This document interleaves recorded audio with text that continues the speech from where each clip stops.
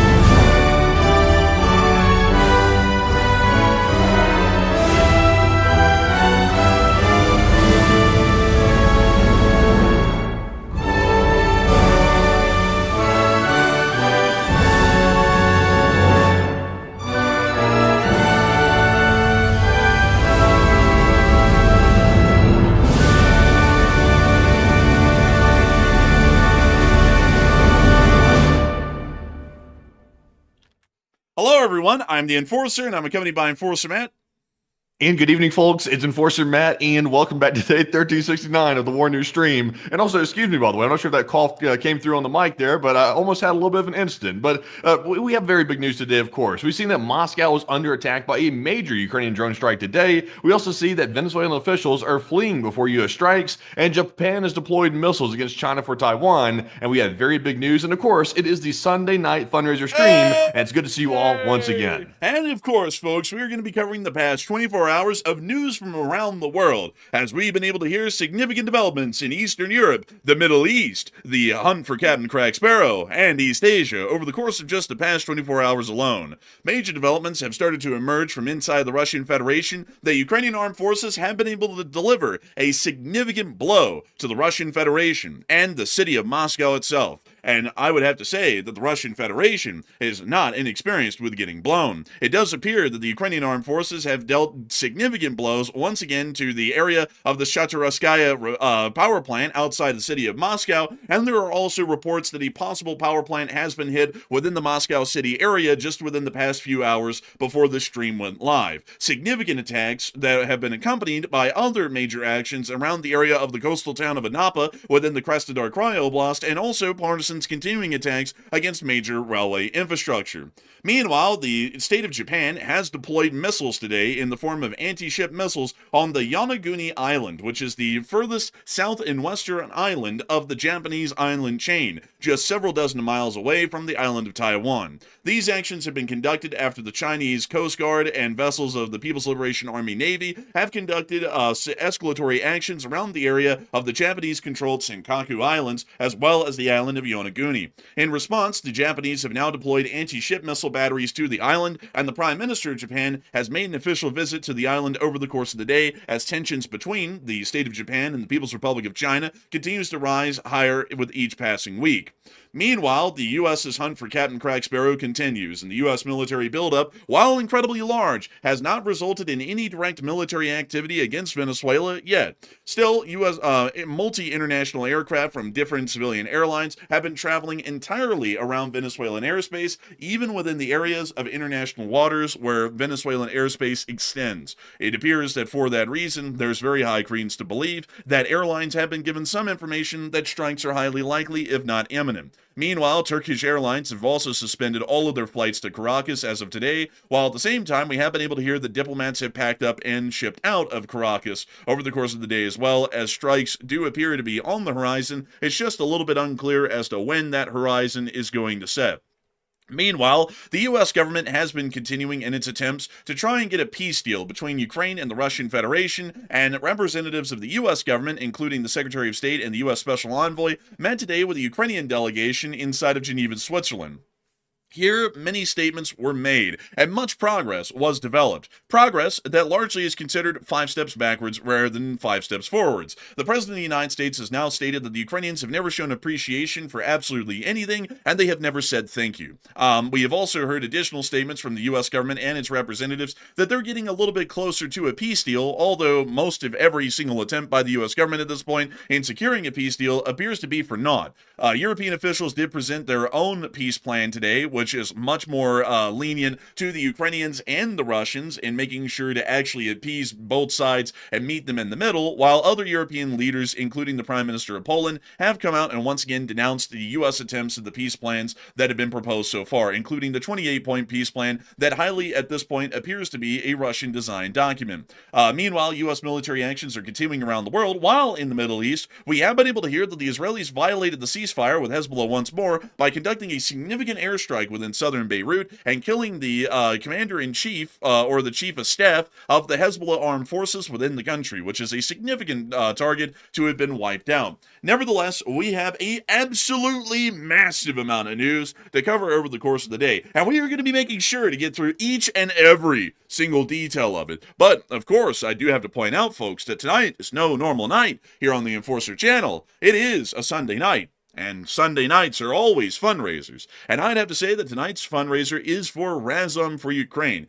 An absolutely Razom. It's an absolutely incredible nonprofit, and it helps to save the lives of Ukrainians overseas inside of the state of Ukraine. Your support continues to show that while the United States government may or may not understand the kind of foreign policy situation we find ourselves in these days, the people of the Lee Spring Army will always ensure that Western interests are supported and upheld, even by our own efforts, no matter how large or small they may be. So, I hope that people do support that tonight. We have a $2,500 goal, and we have already gotten about $500 raised on that fundraiser. But alas, hey, look at that, doing good already. Almost $500. It's almost I think it's a quarter of the way there or something like that, but it's doing pretty good. It's doing pretty good. And of course, folks, with that in mind, it's time for us to move on from the long-lasting fundraiser and move on into our major news of the day. And we're actually going to be starting today with our major news within the area of East Asia. We're actually going to be moving into our East Asian news first and foremost today, and then moving on into our next major pieces of news further on in the night.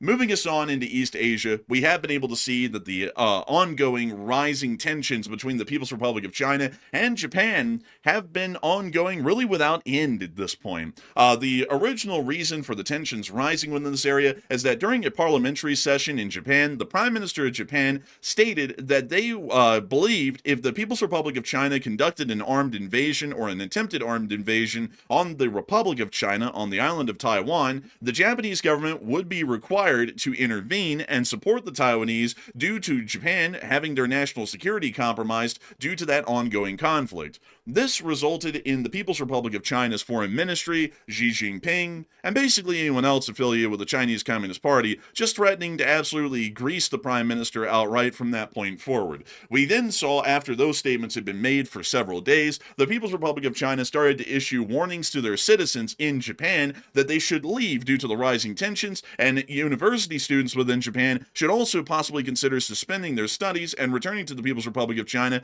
because of the rising tensions. Of course, the Chinese lamented the rising tensions, although they were the ones literally threatening to kill the Prime Minister of Japan, and they were the first one to make an incredibly dangerous statement, but still they lamented it nevertheless. The state of Japan has now responded with their own warnings to their citizens that any Japanese citizens that are currently in the People's Republic of China should immediately find some way to leave the country. This was issued about 48 to 72 hours ago, and return to Japan due to the ongoing rising tensions and the fact that the Japanese government may not be able to ensure their security and safety while transiting through the People's Republic of China, considering the rising animosity between the two countries.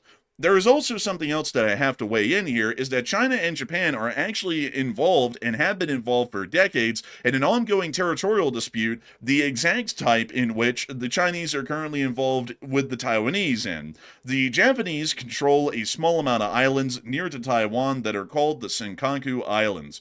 These are an incredibly small amount of islands, and also quite small as well as islands in general. But this little shoal, for the larger part, that exists right here, is actually claimed by the People's Republic of China, although it's directly controlled by the state of Japan. The Taiwanese also claim these islands as well, but they never pressed their claims on the island, unlike the Communist Chinese. There has also been claims by the People's Republic of China that there are other islands that the Japanese control that they generally have land claims on as well, but the most tensions that we ever see at the moment surround these small Senkaku Islands. The reason why the People's Republic of China would want these islands for any practical concern is not because the islands themselves are really worth anything. They're practically insignificant and, a matter of fact, uninhabited for the larger part. These islands, however, would allow, if China ever came into control of them, an extension of China's territorial waters to a more significant degree, and also the extension of their exclusive economic zone. If they were able to achieve both of those things, that would help the People's Republic of China to exert more maritime control within this area, and to also have a large amount of the East China Sea's natural assets under their control, because of the amount of sea that would be within their exclusive economic zone, which is China's to use and exploit and no one else's. And that's generally why we see that they make a large deal about the Senkaku Islands, and especially within previous years, they've started to make larger issues about them. Even especially in the last week and a half, when Chinese Coast Guard vessels actually entered Japanese territorial waters and were within a short distance, less than several miles, from the actual Senkaku Islands themselves. The Japanese have now decided to respond today, and we have heard that the Japanese ground self-defense forces are now deploying missile batteries onto the area of Yonaguni Island.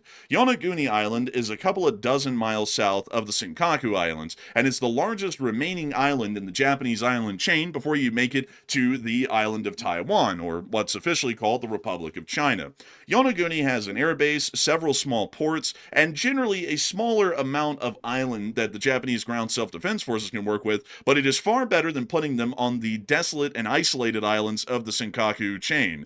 For this reason, the Japanese will be deploying their forces in this area, and we have been able to hear that they are also going to be deploying medium-range missiles to the island. We are believing that these are most likely anti-ship or anti-air missiles. The Japanese ground self-defense forces were not incredibly clear what type of missiles these were, rather than medium-range missiles, and considering that Yonaguni would pose really no strategic value for a cruise or ballistic missile to be based off of the island, we are assuming that it's an anti-ship missile or an anti-air missile battery that has been deployed here on the island with a medium range. If it's a medium-range air defense battery, it most likely has a 60 to 70 mile range. If it is a medium-range anti-ship missile, that means that it most likely has about a similar range, but could reach possibly up to 100 or 120 miles out from the island. That means that if in any situation, it does generally have a little bit of reach towards the Senkaku Islands, and if it's an anti-ship missile, they actually could fire anti-ship missiles from Yonaguni right at the Chinese Coast Guard that would be around the area of the Senkaku Islands. And for air defense, it would provide a significant umbrella, especially if it was around 60 to 70 miles around the surrounding area, pretty much almost touching the coastline of Taiwan with their air defense abilities. We also heard, additionally, that the Prime Minister of Japan has also visited the island earlier today, along with the Japanese Defense Minister, Shinjiro Koizumi, who visited Yonaguni, the westernmost Japanese island in the Senkakus. After the inspection of the Japanese Ground Self-Defense Force garrison, Koizumi announced that the Japanese Self-Defense Forces will deploy a Type 03 Chusan missile battery on the island to reduce the likelihood of an armed attack on our country. The Type 03 has an effective range of approximately 50 kilometers, while Yonaguni itself is approximately 105 kilometers from Taiwan. To quickly show y'all a Type 03, let me go and show y'all that here really quickly, and let me make sure that we get the right one, because there's a lot of Type 3s in the world. Here is the Type 3 Chusan. This is a shorter range, well, a medium-range air defense system, much like the Japanese were stating they were going to be deploying earlier, and starts to clear up a little bit of the questionability, at least from the earlier Japanese statements that were somewhat more vague, about what kind of missile system is actually going to be based on the island. It does not appear to be an anti-ship missile system, and it is actually an air defense system around the area. This means that the Japanese may be considering in their strategic analysis that a possible attack on Taiwan could involve simultaneous attacks by China in an attempt to seize the Senkaku Islands or neutralize Japanese forces around the Yonaguni Island. Holy smokes! Also, by the way, a huge shout out to James Hughes, by the way, just threw in a massive $500 donation to the fundraiser right there. That is crazy. That's one of the biggest ones of the night. We're currently sitting at $1,400 raised. We're about $1,000 off from the goal right now. That's crazy work. That is unbelievable. And I got to give a huge shout out to James Hughes, the largest support to the fundraiser tonight, for throwing in $500 and getting the fundraiser on up to $1,417 at this point. Absolutely incredible work. And I guess James Hughes would say that it's light work, because that looked like it was quite easy for James Hughes. But nevertheless, a humongous shout out to James Hughes, and we are getting really close. We're almost just $1,000 away from reaching the fundraiser goal this early on in the stream. That's actually pretty crazy. And speaking of getting this close to something, it does appear that the Chinese and the Japanese might be getting a little close to something as well, with the Japanese Minister of Defense going to the island, along with the Japanese deploying a Type 03 air defense system within the area as well, with a range of about 50 miles. This is giving us an idea that tensions are getting quite high, and at least for the Japanese on a strategic level, they are considering the possibility of an attack or the possibility of defense becoming a much more high likelihood in the future, as the tensions between the two countries are still rising at the moment, with the Chinese continuing to ramp up their rhetoric, and not only that, actual direct actions against the Japanese around the area of Taiwan. And Matthew, what are people thinking about this at the moment, and what are you thinking about this as well? All right. So also, by the way, please pardon me for just a second here. I'm trying to plug in my mouse. I have a mouse dying in the studio here. I need to take it to the vet, but I'm going to give it some juice in the meantime to keep it running, because I just lost all mouse control, but it's back now, though. So to address the poll, it says Japan deployed missiles less than 110 kilometers from Taiwan to allegedly combat a China invasion of Taiwan that may be coming soon. And what are your thoughts? 78% said Japan is taking a justified risk, while 10% said the U.S. is likely behind this action, and 6% said Japan is going overboard here. So I will admit, this is a very ballsy move by Japan, because China was already going at it with Japan over some previous issues, and now Japan has taken the very escalatory step of putting missiles, these are medium-range ballistics, on Yonaguni Island, which is about 110 kilometers away from Taiwan. So it was already nasty. I think it was about 60 miles away if you convert that to mileage. So that's very close. And China is not going to take that lightly. And in fact, I thought Japan was actually backing off, because they had said they were going to try to lay down the tensions a little bit. But Japan said, actually, screw that. We're going to take it to notch 10. And they did. So honestly, I would say Japan is taking a justified risk. Hopefully, the U.S. is standing behind them with this, because there's a pretty high likelihood that China might take action over this, because it was already tense enough off, and this is basically throwing a match in a gas-filled room. So, Enforcer, what say you? I would have to say that I'd be with the 78%. The Japanese are certainly taking a justified risk, considering the ongoing hostilities of the Chinese to all of their surrounding neighbors about their supposed sovereign claims of maritime territory and land within the area. I would say that the Japanese are well within their right to conduct self-defense and to be able to set up air defense batteries on the islands of Yonaguni and the Senkaku Islands if they found that to be necessary in the future. The Japanese are currently facing the second largest, generally the largest country in the world that is not within the Western sphere at the moment. And the Japanese are also, mind you all, the third largest economy here within the West, third only to the United States and Germany.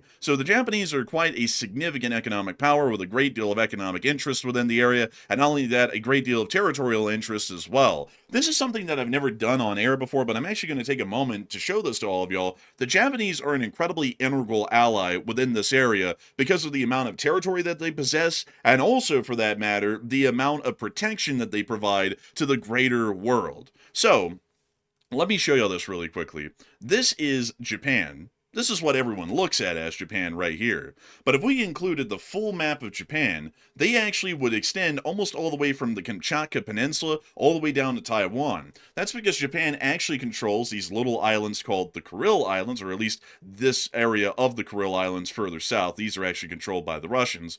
But they control these Kuril Islands right off of Hokkaido, and they also control the significant island chain south of Japan all the way down to Yonaguni, which is just a couple of dozen miles away from Taiwan. Now, a lot of people will wonder, why in the world would tiny islands be important to us here in the West? Well, it's because these islands create a little barrier. You can actually see it here on satellite photography, where they show the depth charts of the ocean floor and color-coded, with the lighter areas being the shallowest and the darker areas being the deepest. These islands actually create what is basically a major barrier in between the East China Sea and the Pacific, at least in terms of depth. And if we were to measure that out on the map and show y'all that by measuring a line here, we could see that from Japan, about right here, and let's make sure that we try and do this as best we can.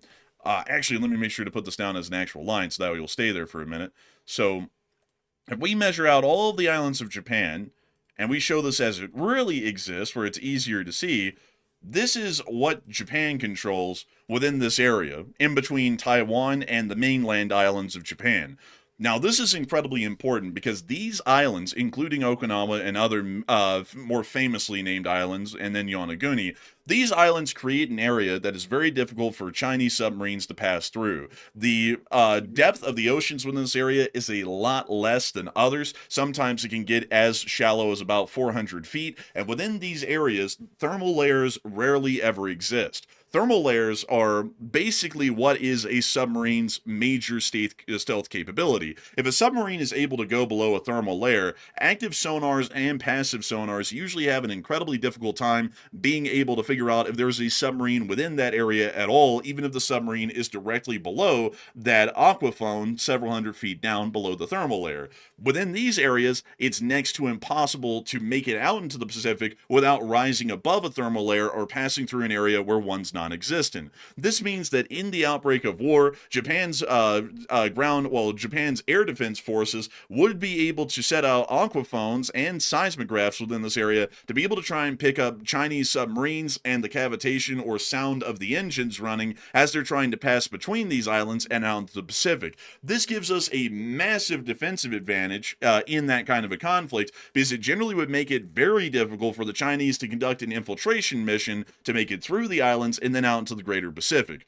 In a war where we would fight China, maintaining security in the large majority of the Pacific is incredibly vital. Chinese submarines making it out into the Pacific could sever incredibly long and arduous supply lines that the U.S. Navy would count on, and would force us to pretty much rely entirely on U.S. Air Force airlifts to be able to keep our naval forces operational, which would create an incredibly significant strain on our resources and capabilities, especially considering that the Air Force and the Marine Corps would most likely be heavily active in those operations operations as well, and would also require their own significant amounts of supplies, putting an undue strain on the Air Force's airlift capabilities. So maintaining our ability to keep the Pacific safe and allow our supply ships to come from the mainland United States all the way out to places like Guam and Japan itself would be incredibly vital in that kind of a conflict. That's why Japan has to be able to defend these islands, including Yonaguni, Okinawa, and others. If they did not, and the Chinese were able to land onto these islands and take them, they would be able to create an open gateway, basically, for Chinese submarines to break out into the Pacific and wreak unimaginable hell on U.S. naval forces and forces of our allies if a major war was to break out. So that is generally one of the big reasons why the Japanese are well within the right to defend these islands, and not only that, it's incredibly beneficial for them to do that, not just for their own national security, but for our own strategic security within the region. And if we measure this out even further, this line right here, it's actually quite interesting what the United States has done, and I'll actually draw out a second line here to give you all a bit of an idea of what the situation really is looking like out here at the moment. So let me go ahead and copy this line right here, and I'll show you something incredibly interesting, because this is a big part of the U.S. Strategic Defense Initiative within the area. And let me see here if I can do this as best as we can, as quickly as we can, just to be able to demonstrate this here. Let's see here. And that's about as roughly good as we can get it, so we'll leave it there. So this is basically our defense perimeter against the Chinese. All of the countries that we are showing right here are American aligned, or they're directly allied to the United States. Through all of these nations and all of their little islands that they have, which create these shallow passages in the Pacific, we are able to stop Chinese submarines from generally breaking out into the open sea. The only area where it will be somewhat more difficult to stop them from doing that would be around the Strait of Malacca or the Java Sea. But considering that that is really the only bottleneck that Chinese submarines can get to a significant depth and try and pass through, it makes it a lot easier for the Navy to dedicate a larger amount of anti-submarine warfare assets into this area in the outbreak of war and patrol it to make sure that if a Chinese submarine is actually trying to take the only passage out into the Pacific, we can hopefully torpedo them and sink them or depth charge them before they ever make it out into the greater Pacific. So basically, we're bottlenecking them on a strategic level, and that is why it's incredibly important for us to maintain Taiwan as an ally, the Philippines as an ally, Japan and South Korea as allies as well, because if any one of those countries falls to the Chinese or becomes an un-American aligned country, we pretty much have opened up a giant gateway for the Chinese to sail out into the Pacific and pretty much destroy any supply line that we would have in the outbreak of war, where we would be attempting to fight Japan more so on their coastline rather than in the middle of the Pacific or directly on the U.S. West Coast. So I hope that is more so of a look at the strategic defense situation that we have within this area, because it's one that people really don't talk about, and it's one that's wildly important to us in the long-term picture. But moving on out of that, we have been able to hear about another interesting story that has emerged generally out of the Russian Federation. As many of you all know, the Russians are always having a great day every day, and that's a complete lie. I think I'm getting ready for a job in the Congress or in the presidency at this point, lying like that. The Russians have terrible days pretty much every single day, and yesterday and today have been absolutely no exception to that. The Russian Federation lost a major thermal power plant within the city of Shatura, just to the southeast of Moscow last night, and additional footage has come out today showing that the power plant got hit again. The Ukrainians whipped out the old classic early 2010s double tap by hitting the power plant a second time in broad daylight this time today, and we did get some interesting footage out of that one, to say the least. Let me show you all the clips. Here they are. The air defense fire is strong. They got let loose. Oh, dang! The ripper. Oh, and they hit it again. Isn't that crazy? After all that fire right there, they missed the target anyway. That's crazy work. It's crazy. And here comes another one. Look, they're firing right at it and still missing. And the Lebanon goes right down into the substation, slamming on into it. That's crazy. The aim is so bad. It doesn't matter if they have fully automatic. It doesn't matter if they have multiple shooters. They just still can't hit that thing. It's literally right there in front of them. It's not like it's too far away. Yeah, it was literally right there. I mean, look at that.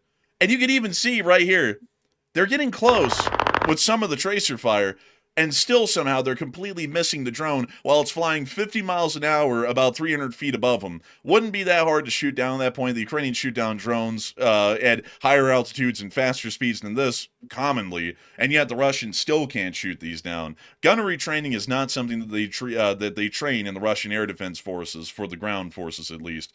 We also saw a little bit of the damage at Shatura, at least from last night, by the way. This is before the attack that happened today.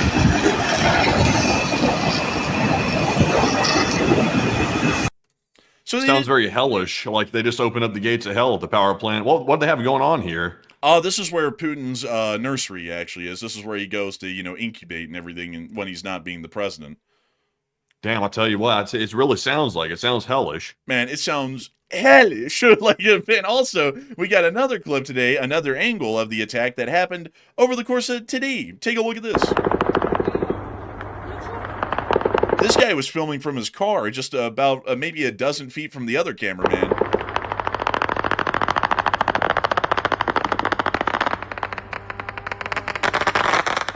I think that's the same one, isn't it?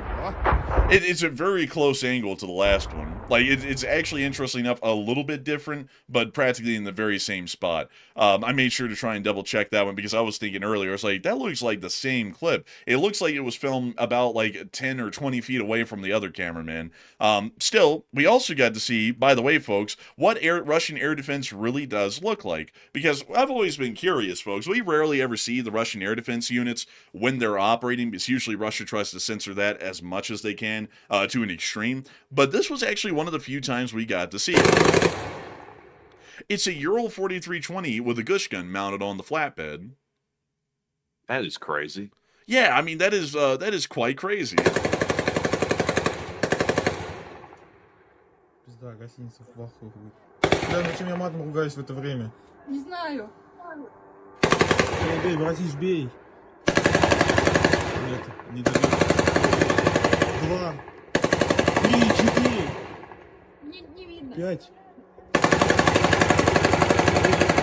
Это патроны летят или или... I think it's about time to submit a homeowner's violation. Понимаю. Или патронов столько залетело. Call the police and put in a noise ordinance violation. Jeez.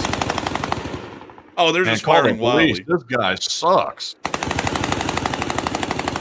Jeez, he went to the spray and pray. He stopped firing from that one spot. He just went, I'm just going to cover the whole area. And then he just started shooting everywhere.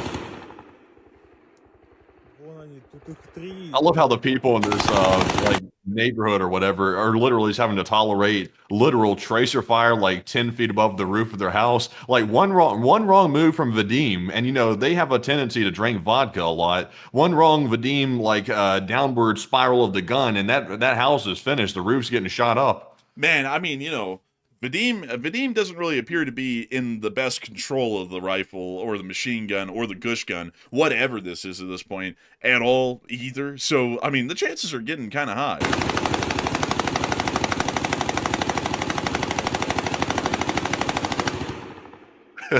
Some people are saying, no, this isn't time for an HOA complaint. That is the HOA out there with a machine gun. Honestly, like depending on what neighborhood you live in, sometimes it's true they are that vigilant.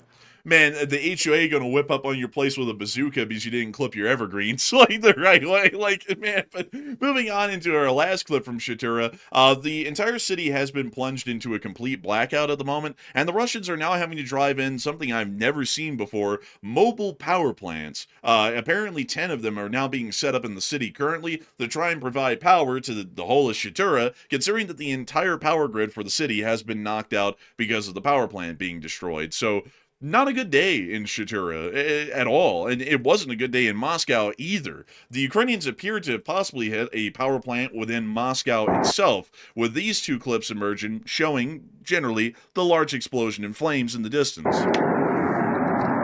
Беспилотники атакуют. Московскую область. Шатура.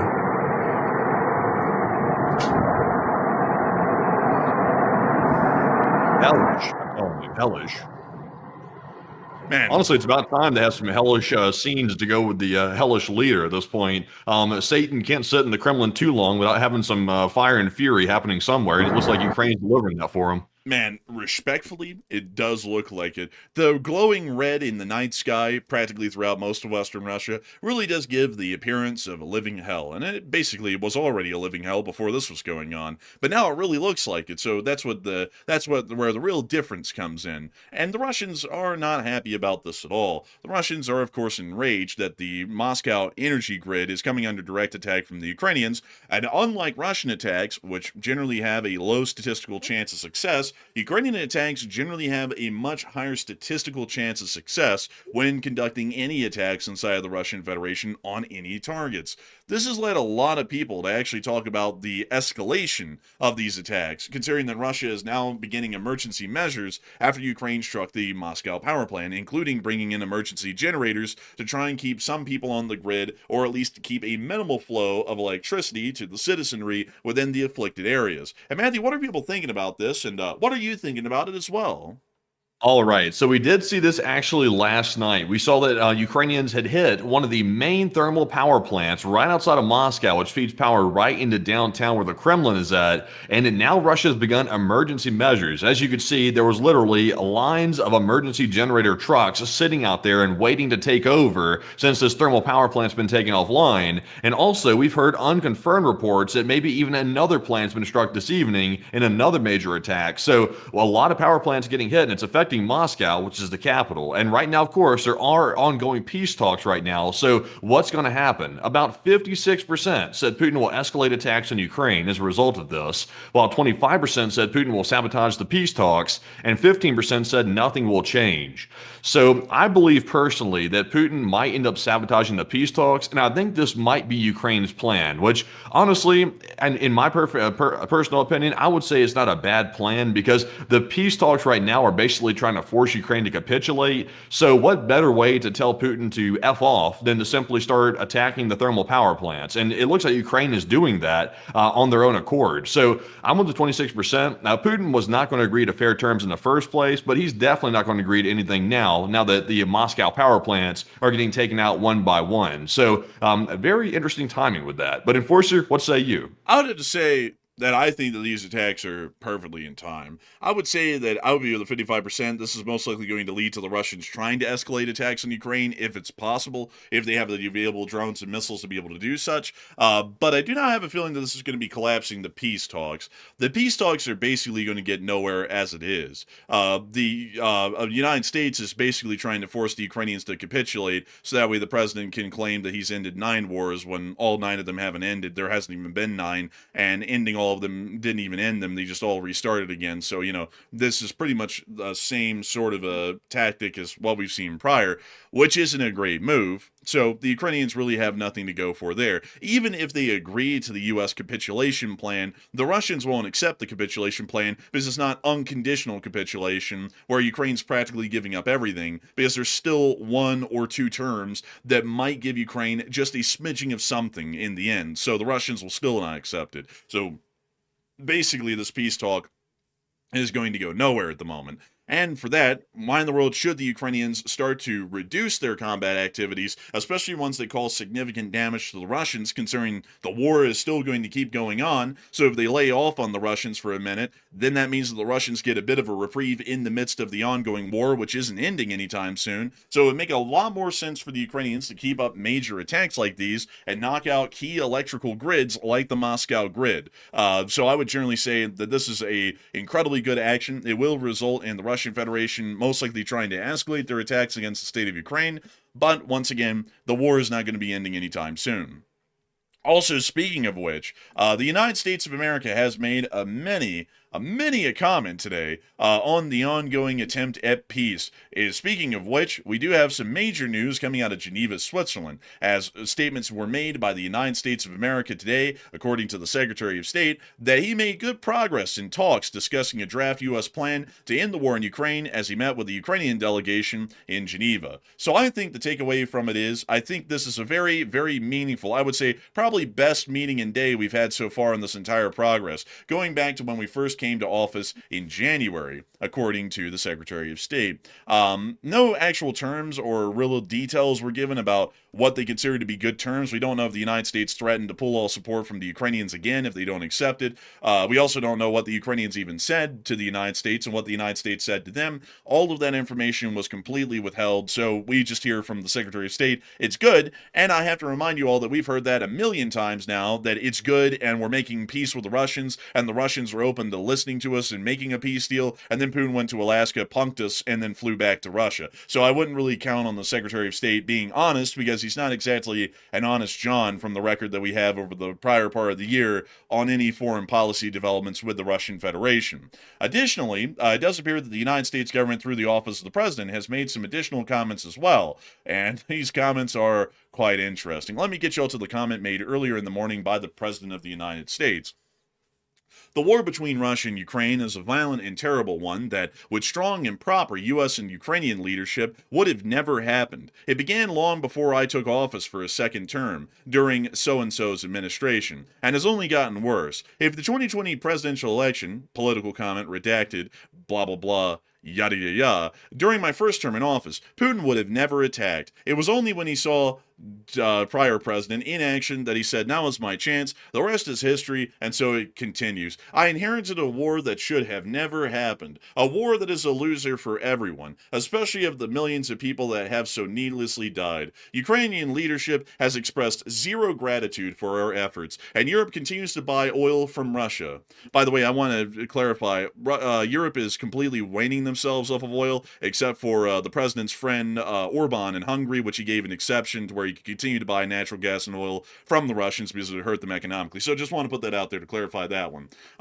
Also, let's see. The USA continues to sell massive amounts of weapons to NATO for distribution to Ukraine, and the prior president gave everything free, including lots of hard cash. God bless all the lives that have been lost in the human catastrophe, President of the United States. So, at the moment, that is the statement from the President of the United States, and of course, there's loads to unpack there. And you know, we could try and unpack it, but what's honestly the point? Tomorrow he'll completely change his tune, or something along. There's really no point. One thing I will say though is saying that Ukraine has shown zero gratitude. I mean, that's a bold-faced lie. Zelensky's been saying thank you as much as he can ever since the vice president bitched about that months ago, so I don't really know where in the world that's even coming from, because that's not even true. I mean, the Ukrainians have made it wildly clear as much as they can that they've been supremely appreciative of U.S. support and help, and now we're just completely turning the story again. As a matter of fact, at this point, that's just a bold-faced lie, saying that the Ukrainians have shown zero gratitude, because they've been showing gratitude as much as they can every step of the way. And on top of that, we've scammed them at this point with the mineral deal, because the mineral deal was supposed to give them security guarantees, and we're apparently not giving them security guarantees, although they still have to give up half of the minerals in their country to the United States of America for us to make a profit on. So, that also is something that I'd say is quite dubious as well, considering that we're saying they've shown no appreciation. They showed enough appreciation to sign into a practical scam on the U.S.'s end. So, I'd have to say that seems to be a baseless statement about the state of Ukraine and their foreign policy position with the United States at this point. And also on top of that, another thing here is that there is a lot of comments. Almost this entire post today is almost an entirely political comment about the prior administration, and the current president saying that the prior president should have been able to stop this war from happening. But I'm not getting political here, but I'm just trying to say this because this seems to make a little sense to me. How in the world was the prior president supposed to stop the war from starting when the current president can't stop the war from going on? Seems to me like it's an unstoppable force that was going to happen, and the only thing the U.S. administration could do, no matter who was in charge, is ride along with it and just try and change the flow of events as they unfolded. Honestly, I'm not really sure. If you really examine that statement for a minute, just from a neutral standpoint, I'm really not sure if the prior president could even do anything to really stop what happened, because it's not like Ukraine brought this on themselves. Ukraine was merely operating as a sovereign state. So Ukraine wasn't attacking Russia. In fact, Russia was funding border skirmishes all along the line of contact with Russia the entire time before the invasion even happened in February 2022. So I'm not really sure exactly what the prior president could have even done. It's not like, we couldn't have talked Putin out of it. He was going to do it anyway. And in fact, the prior administration was trying to say that Putin should not invade, and Putin disregarded all that and invaded anyway. So yeah, I'm not really sure. Like to me, it seems like just all politics to me. There's really no way to say that there was any way to prevent it. And it's just all politics. It's childish behavior to even get into this. And also, if there was such a simple way to stop it, then how come he just doesn't say, well, here's what he should have done, X, Y, and Z. He never says what he should have done. He just says he could have stopped it without any real explanation, which is kind of lame. Yeah, kind of like how, like how everything was easily fixable and, and all that sort of a deal. Like, for example, government overspending could easily be fixed, and then they abolished Doge today, by the way. Like, not trying to get political there, but also just saying, everyone always says that everything's so easy to tend to and take care of, and then when it actually comes to trying to take care of it and do it, most of the time people hardly ever succeed, and then they give up and then pretend like they succeeded anyways. But this is something that is a really goofy post, because just to make it clear, this guy is a part of the failure with Ukraine that's been going on for 11 years now. The beginning of the war in Ukraine started in 2014 under a presidency that we haven't even really talked about at all, because the guy who was the president during that term has pretty much not even been around in the government's leadership since then.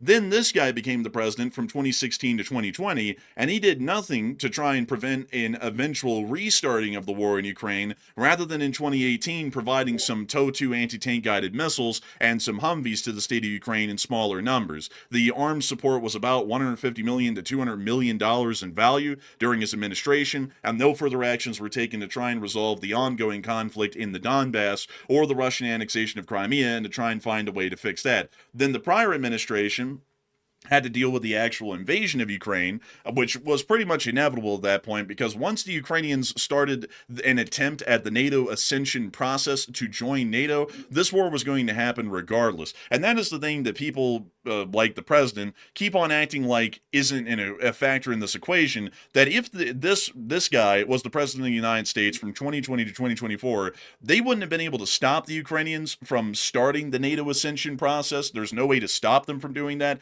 Anyone can apply to join NATO, and that would have immediately started the dominoes to start the invasion of Ukraine in 2022. There was absolutely nothing that could have been done at that point to stop the war from starting, whether it was this guy who was the president at that time or the prior guy. So right now we're dealing with the war going on. It's really stupid that, I also just gotta say this, it's really goofy to me that he keeps bringing up that the war should have never happened, because it's like, tough shit. Like, just to be entirely honest, I'd have to agree, but the war is here now. So saying that it should have never happened, that's just basically screaming into the wind. It's not fixing anything. The war is going on right now. So why in the world do we have to keep on saying the war shouldn't have ever happened when it is going on anyways? Yeah. So who gives a damn?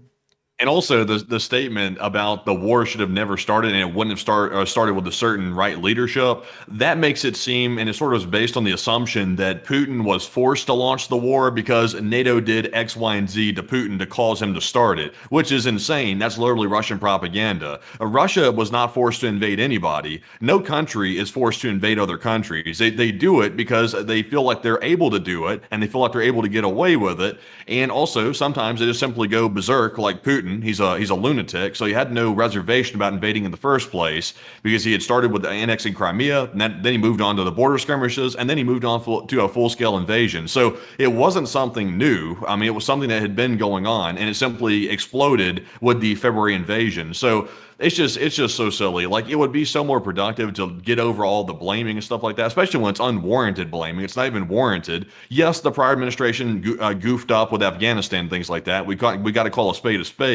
But with Ukraine, there was nothing to prevent it. Literally nothing. There was literally nothing to prevent it, and nothing at all, because the Russians are hyper-violent as far as their foreign policy works. So as soon as Ukraine started the ascension process, which all we could do as the United States is vote no, because we can never stop them from applying to join NATO, but we can vote no, and if we are the only member who votes no, they still can't join, because it has to be a unanimous vote on the ascension of a new state joining the alliance. That's all we could have done.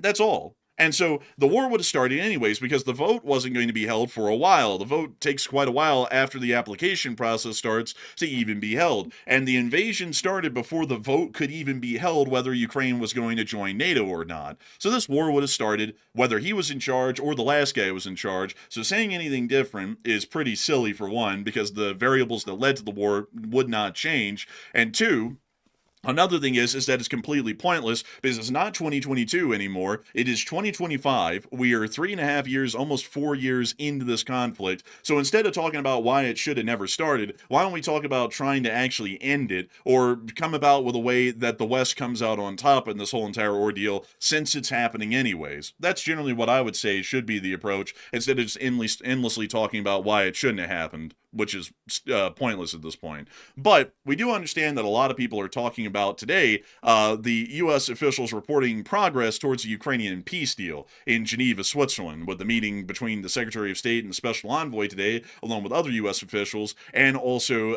the meeting of the Ukrainian diplomats that were at Geneva today as well.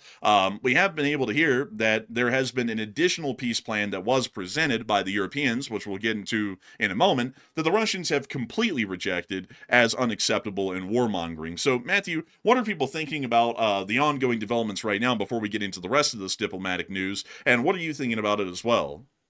All right. So the U.S. officials did say today that there was a limited progress toward a Ukraine peace deal in Geneva. However, at the same time, though, there wasn't a EU plan that was presented as well to end the Ukraine war, which was actually pretty decent, if I do say so myself, and we'll get into it here shortly. But Russia rejected that plan, and they called it warmongering to simply call a ceasefire, basically, which makes no sense. I'm not sure how a warmonger would call for a ceasefire. It seems a little bit of a strange concept. But what are your thoughts? 66% said Russia will refuse to accept the terms of any peace deal, while 20% said Russia will agree to one and then violate it after the fact, and 6% said a Ukraine peace agreement will happen and will actually be successful. So I share the pessimism of most people in the chat, the 6%, or actually, the 94%, actually, if I can do math in my head. But I would share the pessimism. I do not think a peace agreement will happen from this. There's simply too many variables going on here. First of all, Russia is not going to agree to any fair peace terms. That's number one. And even if they did agree to something, they are almost certainly going to violate it, because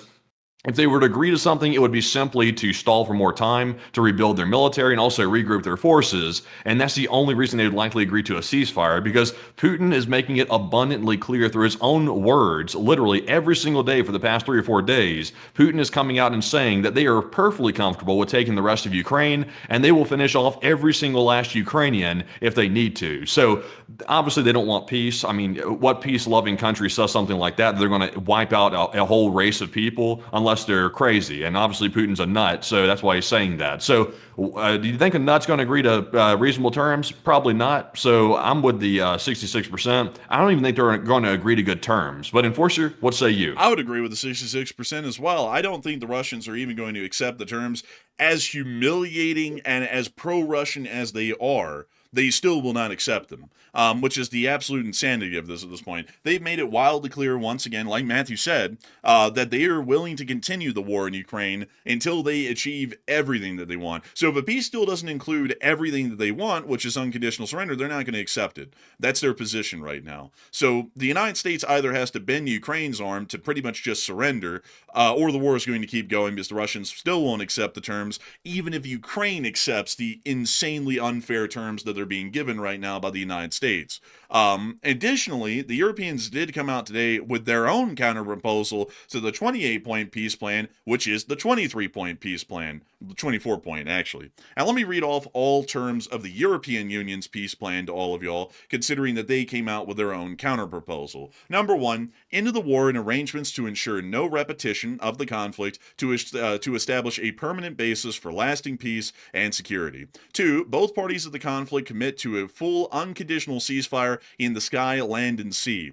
3. Both sides immediately enter into negotiations on technical implementation of ceasefire monitoring with the participation of the United States and European countries. 4. U.S.-led international ceasefire monitoring by partners of Ukraine is introduced. Monitoring will be predominantly remote using satellites, drones, and other technological tools with a flexible on-land component to investigate alleged violations. 5. A mechanism will be created through which parties can submit reports of ceasefire violations and to investigate ceasefire violations and discuss corrective measures. 6. Russia unconditionally returns all deported and illegally displaced Ukrainian children. The process will be supported by international partners. 7. The parties of the conflict exchange all prisoners of war, the principle of all for all. Russia releases all civilian detainees. 8. Upon ensuring sustainability of the ceasefire, the parties to the conflict take measures for humanitarian relief, including family visits across the line of contact, to ensure that families aren't split because of the front line or the new border existing.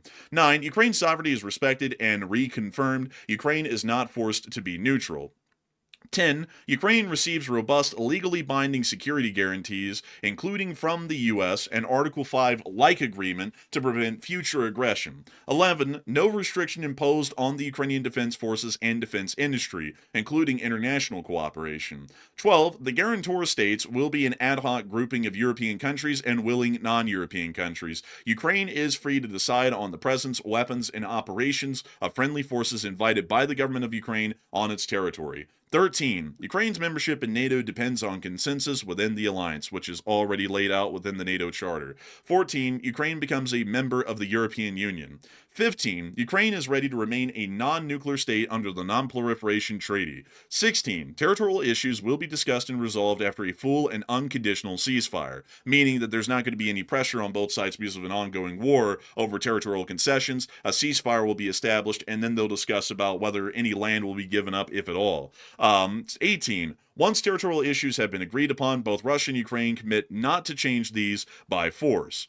19. Ukraine regains control of the Zaporizhzhia nuclear power plant with U.S. involvement and also the Novokakhovka Dam. A mechanism of transfer of control will be established. 20. Ukraine enjoys unhindered passages on the Dnipro River and control of the Kinburn Split, or the Spit, as it's sometimes called. 21. Ukraine and its partners implement economic cooperation without restrictions. 22. Ukraine will be fully reconstructed and compensated financially, including through Russian sovereign assets that will remain frozen until Russia compensates damage to Ukraine. 23. Sanctions imposed on Russia since 2014 may be subject to gradual and partial easing after a sustainable peace is achieved and subject to resumption in the event of a breach of the peace agreement, or a snapback. 24. Separate talks will begin on European security architecture, including all OSCE states. So this is... That sounds very, very good right there. That sounds like a reasonable plan. It sounds like a plan that the U.S. should have proposed the first time. A ceasefire. Can you believe that, folks? An old-fashioned term. They call it a ceasefire. That's a strange thing, a strange concept in the 21st century. This plan right here is so reasonable. I'm sure that Russia would 100% agree to something that's this rational. Russia completely rejected that ceasefire deal just an hour later. Well, look at that. And this is what the Russians stated, by the way, about that ceasefire. Y'all just heard all 24 points. This is what Dmitriev, the special envoy of Russia, said.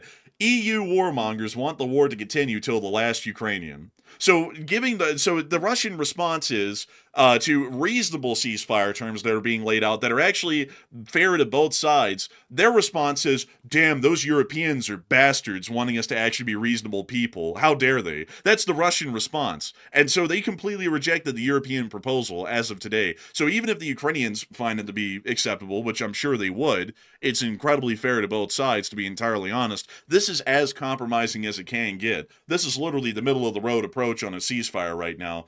It is so middle of the road, the Russians will never accept this. So even if the Ukrainians accepted it as a considerable compromise on their end, the Russians still wouldn't accept it because they're still looking for unconditional victory, which they've already made clear by this statement from Dmitriev, a.k.a. the bitch.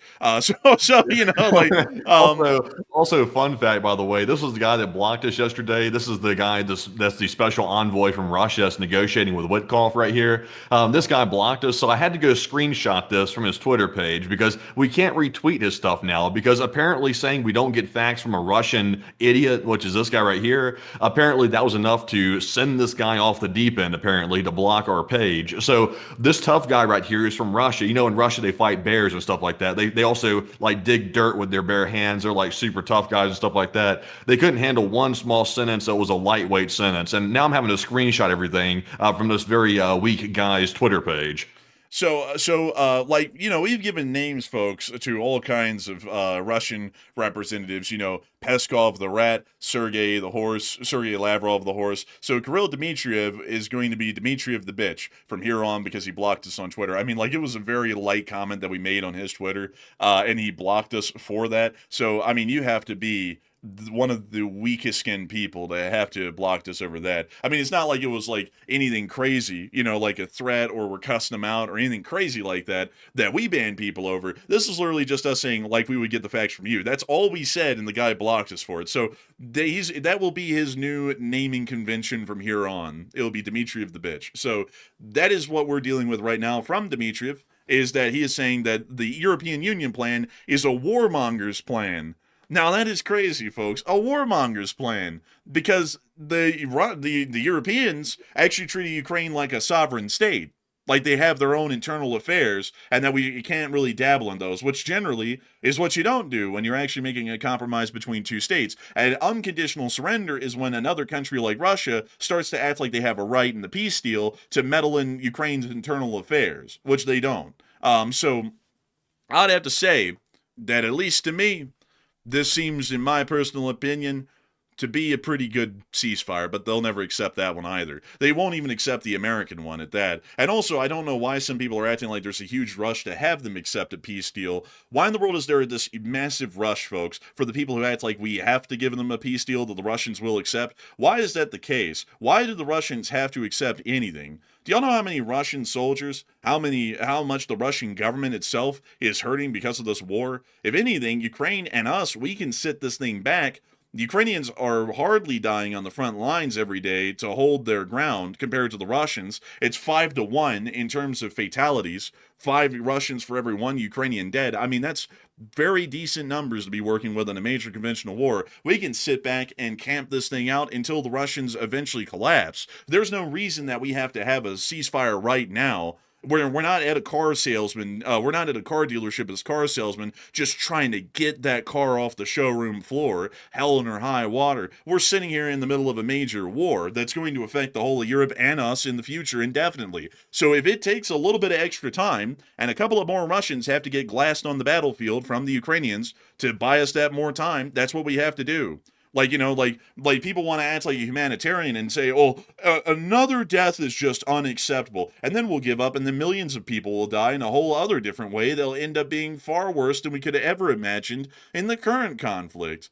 Like, you know, think about that. Think about how many Ukrainians, if the entirety of the Donbass is occupied, imagine how many of them are going to be relocated to Siberia to what's basically going to end up being gulags. The Russians have already made it clear they're going to do that, so there's several million people there that could end up dying that aren't dead yet, that wouldn't die if this war kept going. People don't think that way sometimes, but that's the reality of it, is that if you give up now, sure, at least in terms of the war, the number of people dying in the war didn't increase, but if we give up now, the number of people who are going to be dying overall as a result of our poor actions is going to be far higher than it ever could have been if the war keeps going for another year or another 2 years even. So I hope that it gives my 2 cents on that the best I can. And also, speaking of 2 cents, people have been throwing in a lot more than 2 cents to this fundraiser tonight, because we are at $2,075 raised on this fundraiser. We're over $40 away. Can you believe that? Look at that. Only $425 away right there. That is very, very close. Man, it is so close. We are getting so close, folks, to hitting that fundraiser goal. And I hope that we hit it. I hope that we hit that thing fast and hard, much like Ukraine's hitting the Russians these days. I hope that we are able to get to that $2,500 goal here really soon. And I know that a lot of folks have been supporting this fundraiser tonight. The Lee Spring Army is coming in once again, all together, to ensure that the whole world knows that the West is still behind supporting our interests, hell on or high water. And Matthew, who are some of the top donors of the night who have supported this fundraiser and have helped to get this to where it is right now?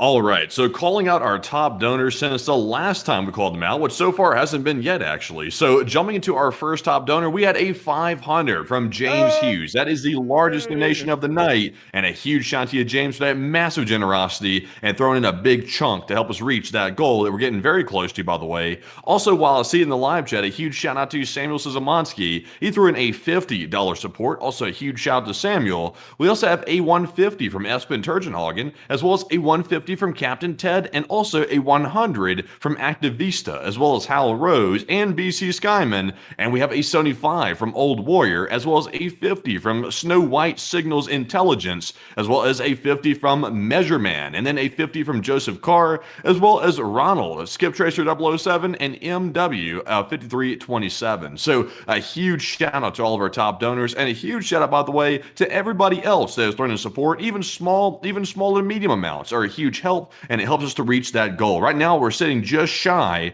of $2,200 raised, which is fantastic to see. But Enforcer, what say you? I'd have to say that it is truly amazing and incredible to see that we are so close to the fundraiser goal again tonight, and that the whole of the Lee Spring Army has come again once together to make this a reality again. I got to say a huge shout out to everyone, all of our top donors, and the donors we haven't been able to call out for supporting this fundraiser and helping to ensure that Western American interests are still supported even in the midst of the U.S. Waffling on that at the moment. Y'all still are supporting these fundraisers and helping out in Ukraine, and they are massively appreciative of that. I'm also massively appreciative of it as well, because it shows that the United States of America, through the citizenry, which is truly the power in this country, will continue to support the right interest and the right side of the conflict around the world, no matter how long it takes and how much effort it takes. We'll still all be here and show that the Western world is not down and out of the fight ever. And so a humongous thanks to every single one of y'all, whether y'all threw in a $1 donation or a $500 donation tonight. We are massively appreciative of all of y'all, because y'all are continuing to show the world that the Lee Spring Army will never truly die. So with that, a humongous thanks to all of y'all so much once again. And also, Matthew, let's get a couple of questions, just 3 of them here, before we get on into the rest of the news for the night.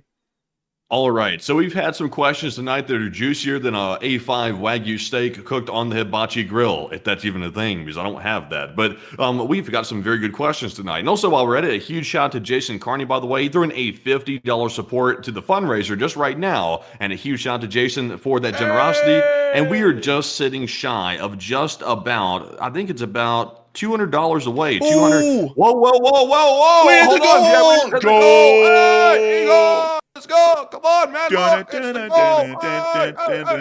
We hit the goal! Hey! We hit the goal! Man, I'm telling you, it's unreal. It's unreal, and it was thanks to Robert Newton, who threw in a $250 donation and got us right over the top of that goal. $2,521 raised in the first hour and 10 minutes of the show. And I've got to say a massive congratulations to everyone once again who calls themselves a member of the Lee Spring Army, because y'all have done it again tonight. Y'all have hit another fundraiser goal, about the 150th fundraiser that we've ever run in the history of this channel. We've run that many of them. And I've got to say, it's really a crazy thing to know that so many people are continuing to show that they support American and Western interests, and that they continue to support Ukraine's fight against the Russian Federation and the Ukrainian citizenry who is affected by this conflict. So a humongous thanks to everyone so much once again for y'all's unbelievably massive support. And also, in that honor, Matthew, what do we got for a question?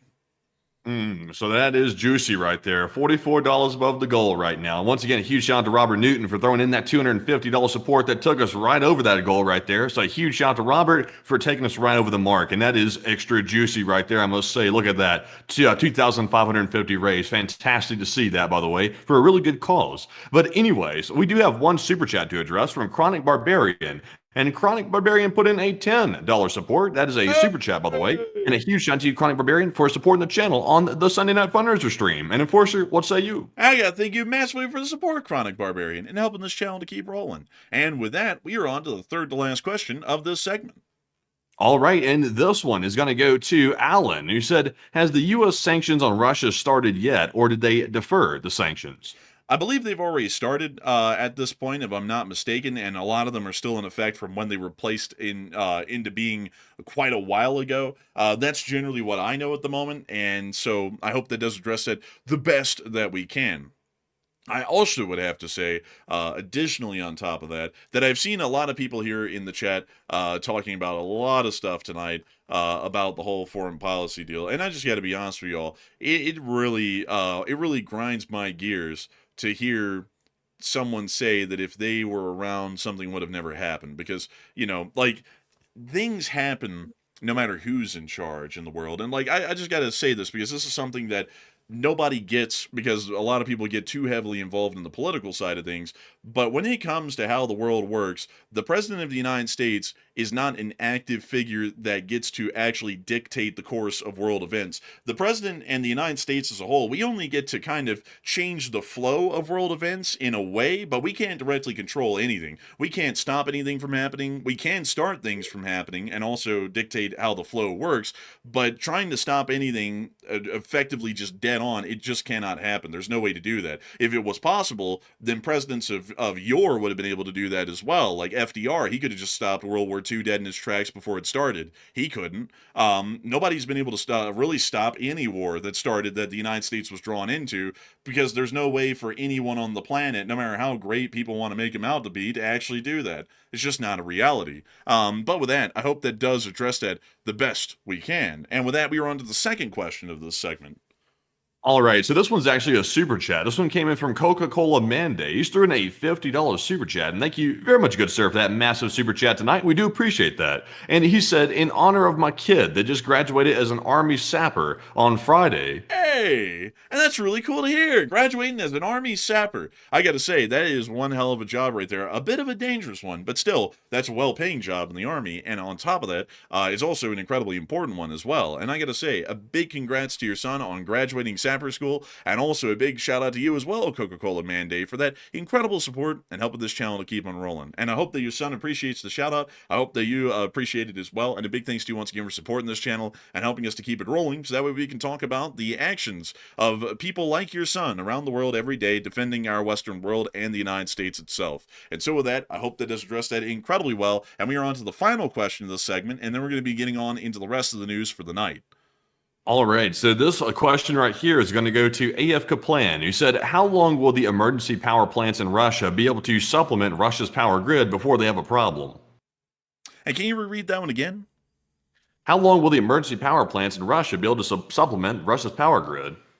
We don't know at the moment. They might not be able to supplement it completely, and there might be rolling blackouts put into effect where they just shut off the power in some areas because they cannot keep up with the demand. So, unfortunately, at the moment, I wouldn't be able to tell you exactly how bad that grid is off at the moment. That would take us being able to read the meters within the area, which we cannot do, unfortunately. And that would also require us to know exactly what variant and model of generator they brought in and what kind of power output they're capable of for an extended period of time. So, unfortunately, we just don't have any of that information available at the moment to give a very clear window or picture of what that's going to look like inside of Russia. But if we can eventually find that information, we will be reporting on it on air to give an idea of how bad off they are in that category as well. And so with that, I hope that does address that the best we can. And we are going to be moving on into the rest of the news that we have gotten from around the world. And it's time for us, folks, to move on down to the hunt for Captain Crack Sparrow. But before we get on into the hunt for Captain Crack Sparrow, we do have an additional bit of news coming out of Washington. Apparently, the U.S. is trying to get Zelensky to come to Washington next week as a part of the push to get the deal done by Thanksgiving. We all know what that's going to be. That's going to be another dressing down like the first one where he was in the Oval Office and they treated him like crap. I would generally suggest that Zelensky doesn't show up to that and doesn't accept the invitation to come to Washington. Secondly, we also have been able to hear that apparently, according to Rubio once again, there's some issues that need to be addressed, according to him, at least with the ongoing peace plan developments in Geneva. Additionally, we've also heard that a senior White House official told CBS that there was a call late night held by Vice President of the United States, along with the Secretary of State and the Army Secretary Driscoll and U.S. military leadership in order to answer questions from some concerned lawmakers in the Congress. There were also separate phone calls made by the Secretary of State and Shaheen, King, and Rounds, detailed on the record at Halifax. So it does appear that some Congress members are considering this to be crazy enough that they have to be keyed in on some of the more important developments. Additionally, we have also heard that a U.S. official has apparently told Margaret Brennan here, as she was saying, that Vladimir Putin seems to believe that he will take the Donetsk region of Ukraine one way or the other, either through a negotiated settlement or on the battlefield. The current administration's negotiations in Geneva begin from the premise that Russia is correct, pointing to Russia's progress in the eastern front city of Pokrovsk, which is a logistics hub for Ukraine. So because the Russians look like they might be making ground in Pokrovsk, which has been a battle that's been going on for a year and a half over a battlefield that's about 5 miles in depth, and it's taken about 5.5 years, well, not 5.5, but 1.5 years for the Russians to advance about 5.5 miles, so they're able to get a mile every couple of months. Because of that progress, the current administration actually believes that the rest of Donetsk, beyond Pokrovsk, which if we measure north to south, because that's generally the direction that the Russians are moving, is still about another 33 miles. Apparently the Russians could just take that quickly enough that it'd be better to just give it all away right now than to let the Ukrainians try and fight to hold every inch of it and hold their ground and inflict as much losses on the Russians as possible in the midst of those fights. So that's currently apparently what the U.S. administration is believing as well. Also, now they're saying that they have released a joint statement about the talks in Geneva, that the U.S. peace proposal is as follows. As a result of the discussions, the parties drafted an updated and refined peace framework. We do not know what the exact framework is, so basically we're getting the runaround until they officially publish the results, and I'm sure it's probably going to be a near unaltered peace agreement from the original one that we saw that appeared to have been almost practically written up by the Russians. So now with all that diplomatic news out of the way, all that fun stuff, it's time for us to move on down to America's hunt for Captain Crack Sparrow. There were no military developments that happened in this area today, but we did see that some international flights are now completely diverting around Venezuela's airspace. You can actually see that all of them are flying north to the very tip of Venezuela's flight zone, and then east or west, and then flying towards the southeast, completely avoiding the area due to the ongoing NOTAM, which appears to be indefinite. Additionally, we also heard that Turkish Airlines is now suspending all of their flights into Venezuela, effective immediately, and also the Maduro government has been able to additionally hear that some U.S. diplomats did leave Caracas today, according to Fox News. Additionally, there's been something that happened that I've been saying for a while was going to happen. So, if you have an enforcer tip jar for when the enforcer's right, or either one of the enforcers is right, and you usually put a quarter or a penny or a nickel into it or something like that, get ready to whip out your spare change right now and get ready to drop another one in, because I've been saying this for a while, folks, about the foreign policy impacts of this, and it appears that I was right. So the Chinese have come out today and made an official statement about the Venezuelan situation, and the Chinese Foreign Ministry has stated that it will continue supporting Venezuela to safeguard its sovereignty and security, which is basically words that they are going to be providing material and arms support wherever possible to try and help Venezuela resist U.S. military actions against them in the future. Whoa.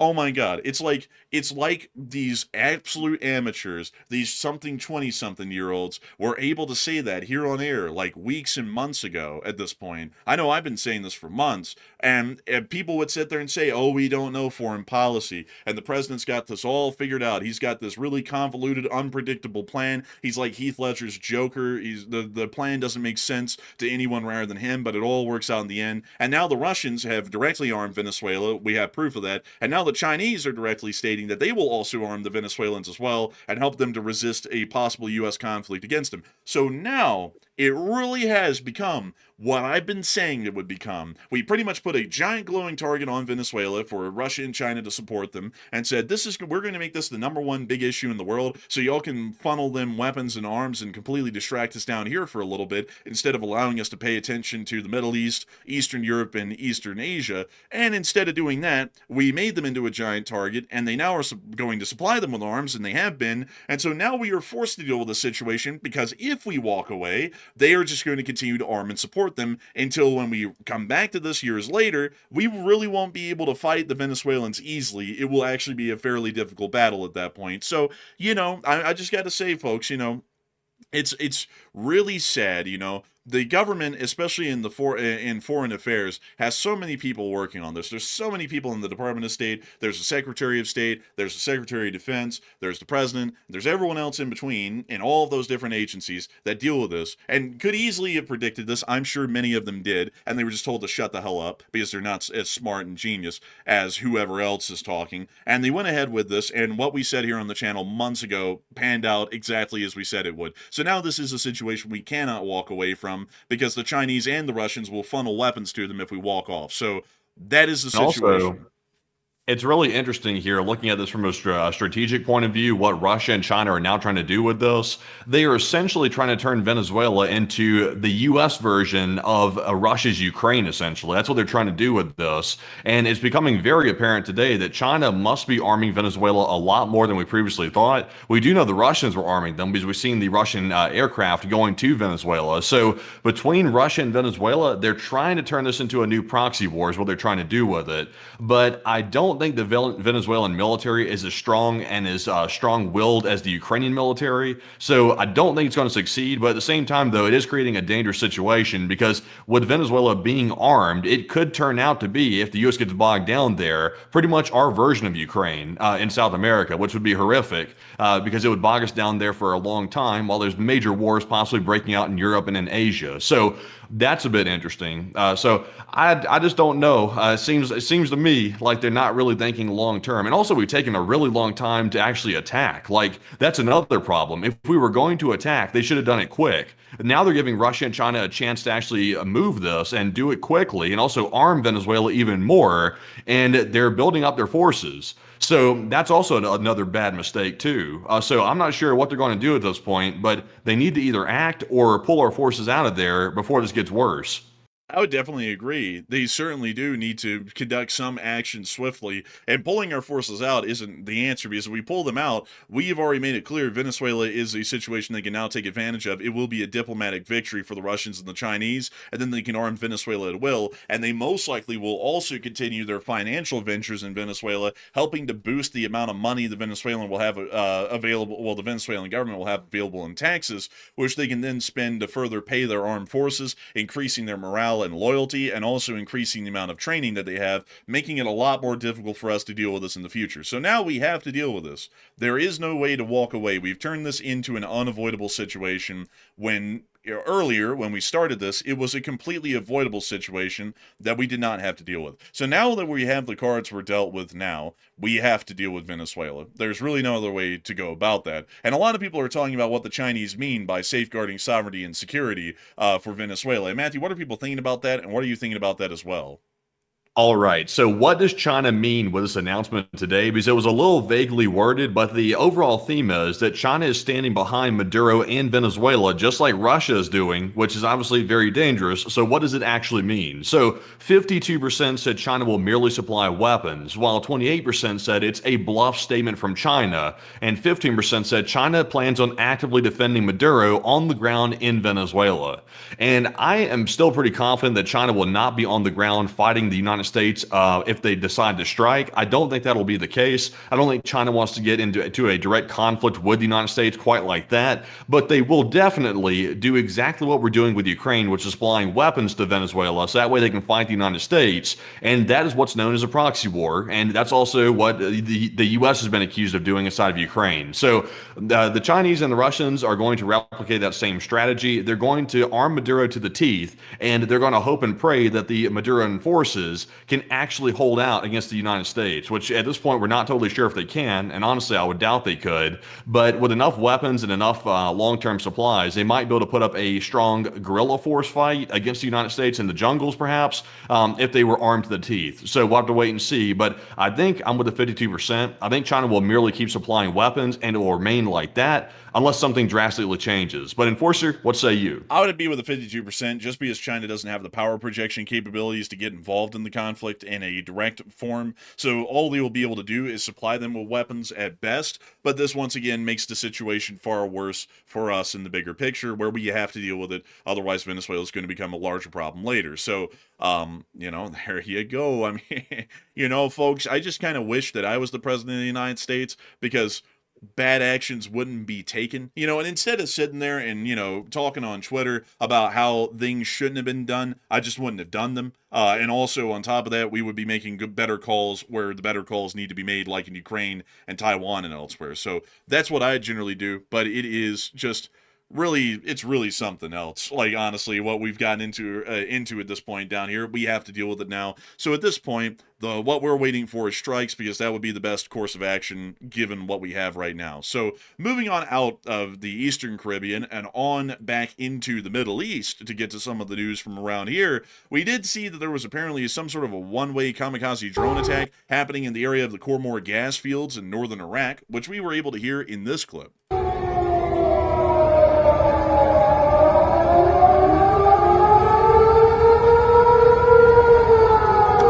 So there is an ongoing drone attack in that area. Also, a huge shout out to Hal Rose, who threw in a $333 donation. Holy moly, truly. Al Rose coming in with the big bucks. I tell you what, look at that. We're almost at 3,000 raised right there. That's crazy work, That's almost about, I don't know, $50 away from 3,000. That's crazy. Man, that's crazy, man. Crazy. Also, by the way, the Israelis violated the ceasefire that they had with Hezbollah today, and they conducted another significant airstrike within Beirut. Some people have actually pointed this out, and this is something that we haven't really talked about a lot on the channel, because we've been really deriding a lot of Israeli airstrikes throughout the previous few weeks and months. But the reason why we've kind of been deriding them and chastising them is because Israel actually has a standing ceasefire agreement with Hezbollah at the moment inside of Lebanon, and they violated that ceasefire agreement about several hundred times at this point, in between when they agreed in that in the fall of this year.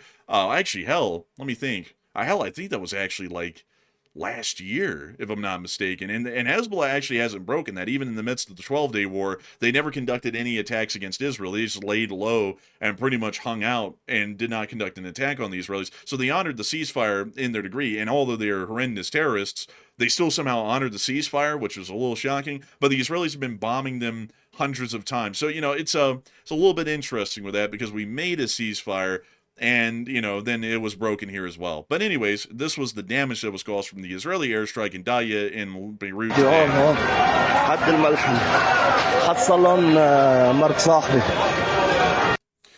Then we also heard additional news out of this airstrike today that apparently the chief of staff of Hezbollah, Ali Tabatabai, was killed in an Israeli airstrike in the southern suburbs of Beirut, which is the Daya suburb. So it does appear that the strike was successful. Whether it was a violation of a ceasefire or not, it was a successful strike, and it does appear that the Israelis are continuing their campaign against Hezbollah well on into the current day. So with that, we're going to be moving out of the Middle East and that fun story, and we're going to be talking about a B-52H Strano fortress that took off today from Moron Air Base in Spain and is now heading west over the Atlantic. I mispronounced that. It's not Moron Air Base, it's Moron Air Base in Spain, but it's very close to being Moron. So correction there on air. But that B-52 appears to be flying back towards the United States or towards the Eastern Caribbean. We're not really sure. Meanwhile, in France, actually, I'm sorry, not in France, in the Strait, the English Channel, which is the Strait of Dover, technically. We also heard that the Royal Navy intercepted 2 Russian warships today within the channel. The HMS Severn headed off the RFN Stoiky, a corvette, and Yelnya, a tanker, as they sailed west through the Dover Strait into the English Channel in the past fortnight. This was finally reported today, and we're not talking about the video game Fortnite, we're talking about a fortnight as in a period of time spanning 14 days or 2 weeks. So this happened sometime prior to now, several days ago, or a week or 2 weeks ago, but the Royal Navy did intercept several more Russian vessels which were transiting close to British waters. So another interesting incident once again. Outside of that, and in Germany, the German Chancellor Friedrich Merz stated that the war can only end with Ukraine's unconditional consent, once again showing that the German government is largely behind terms of peace that do not align with that of a surrender, but treat Ukraine with the dignity that they are due as a sovereign state. Additionally, the Polish have also made a comment today through the Prime Minister Donald Tusk, which is as follows. Together with the leaders of Europe, Canada, and Japan, we have declared our readiness to work on the 28-point plan despite some reservations. However, before we start our work, it would be good to know for sure who is the author of the plan and where it was created. So Donald Tusk is basically saying that he believes it's a Russian-written plan, and he would like to know who actually wrote the thing before they even start to talk about it. So I'd generally be in his camp. It looks a lot like a Russian-made document, and it seems as though that questionability about where the origins of the document come from has even reached to the highest echelons of the Polish government over the day. Vilnius's airspace was also closed due to another airspace incursion by Belarusian smugglers' balloons, which appeared on radar. Once again, direct Russian action and Belarusian action against a NATO state, considering that Lukashenko has directly stated in prior statements that those balloon flights are actually coordinated and authorized by Belarusian security services into Lithuania for the purposes of causing damage within Lithuanian airspace and shutting down general airspace regions. Moving on from that, it's now time for us to get on into the war in Ukraine. And there's been a lot going on in Ukraine today.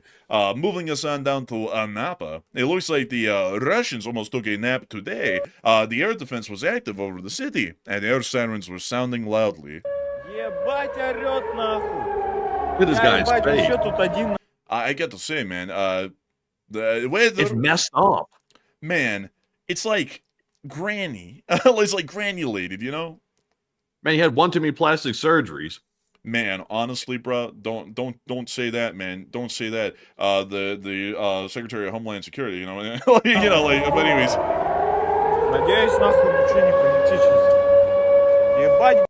Man, look at that.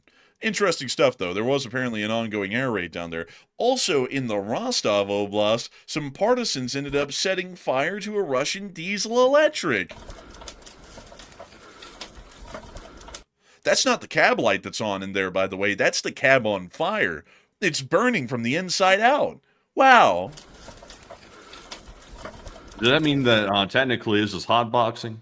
Yes, like this is a hotbox. I would have to say, I think that locomotive engine is overheating, and I think they need to slow it down so that way the engines can get down to temperature. But it is what it is, I suppose. You lose a locomotive to lose a war.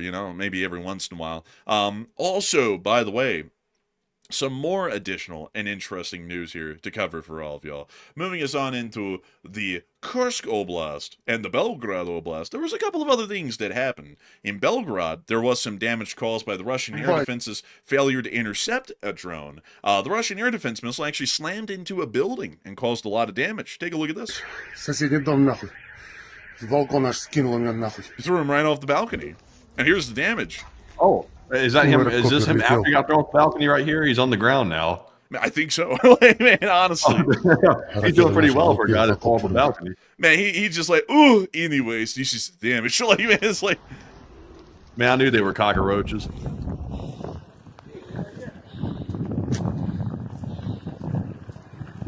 Oh, wow. Man, look at that. Blew that modern, wood plastic paneling off the wall and exposed the Khrushchevka bricks below it. Really nice. Don't they call that, what do they call it? Stucco or something? Or what is that? Just like siding, I think. This is like sheet metal siding kind of a deal to make it look a little bit more modern. But underneath it, it's the same commie Khrushchevkas that always have existed. Yeah, it's ugly too. Yeah, really ugly.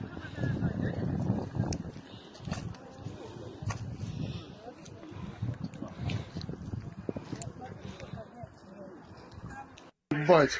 Oh, that's the end of that clip. And also, by the way, a little drone attack happened today off in Russia, basically everywhere. So we were still trying to get more information on the confirmed strikes inside of Russia, but this was the extent of the Ukrainian drone attack over the course of the day. So a fairly big one. Also, by the way, in Kursk, there was a little bit of a fender bender, to put it mildly. A Euro 4320, one of the rare ones that they have, it actually careened out of control on the highway today in Kursk, and it seems as though the Russian logistics drivers, they ain't really logisticking that well. I'll show y'all. Here comes the Euro out of the fog, and oh my goodness! Oh my God! Ooh! What? How did it pick up speed like that? I Go don't back. know. I got to see that again. Let me see that one more time. It's like just defying physics. What the hell? Damn. I got to be honest with y'all. That is a crazy one right there. Hopefully the folks in those cars are okay because those cars got flattened a good bit. But I got to be honest with y'all. What they filmed this on Saturn or something? It's like what's up with this like purple haze that's everywhere? Oh, it's like dude, a Prince song. They filmed this in the middle of the movie The Fog. Like they filmed it in the middle of that movie. So the fog monster's out there somewhere. That Ural didn't really hold up that well. Not really, no. Like the tarpaulin completely caved in. It looks like the cab was also smashed as well. Деда долго вытаскивали.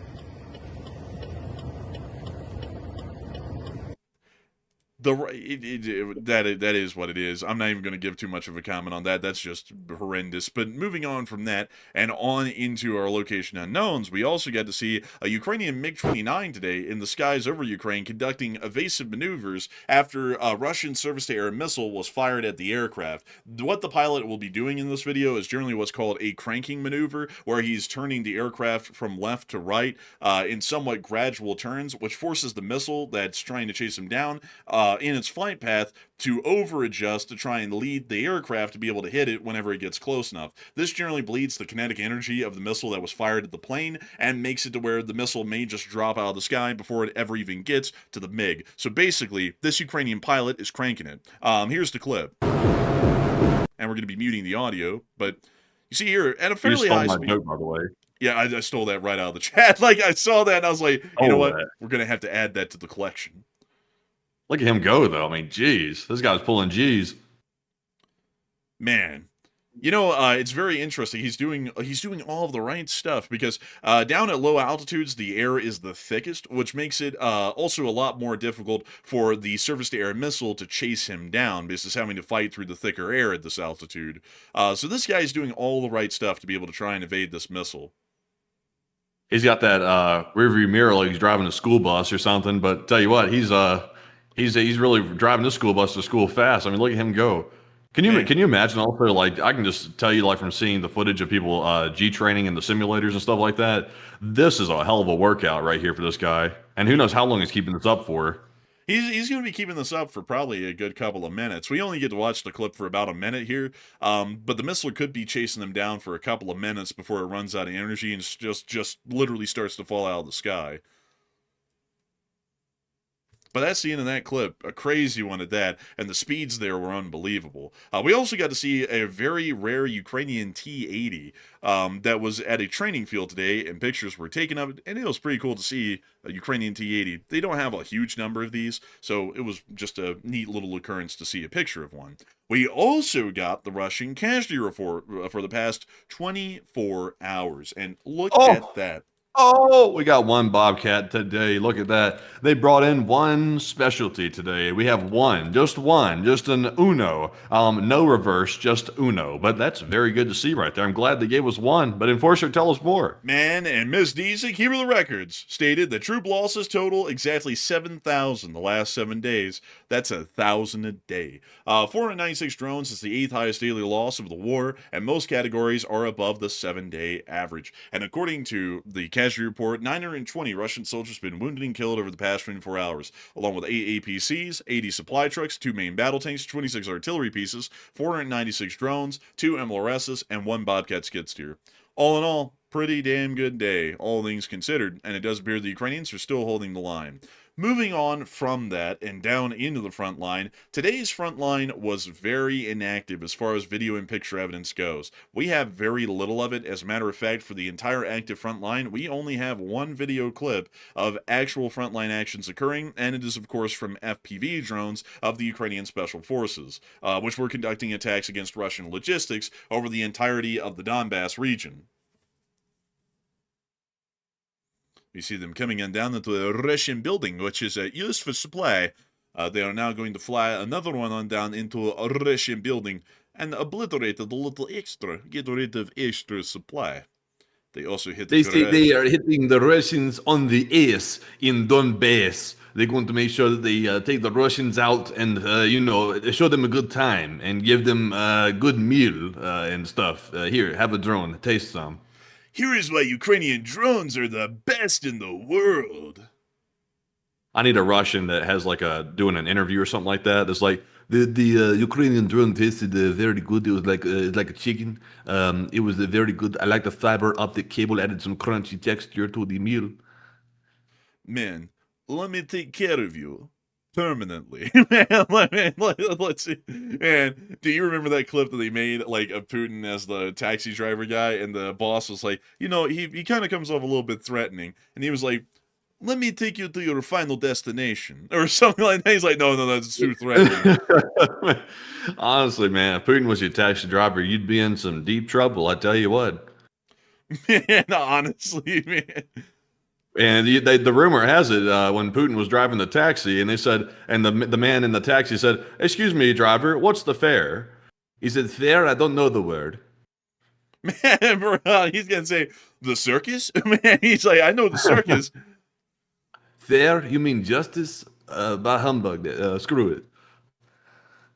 Man, honestly, I like respectfully, man, respectfully. Blue.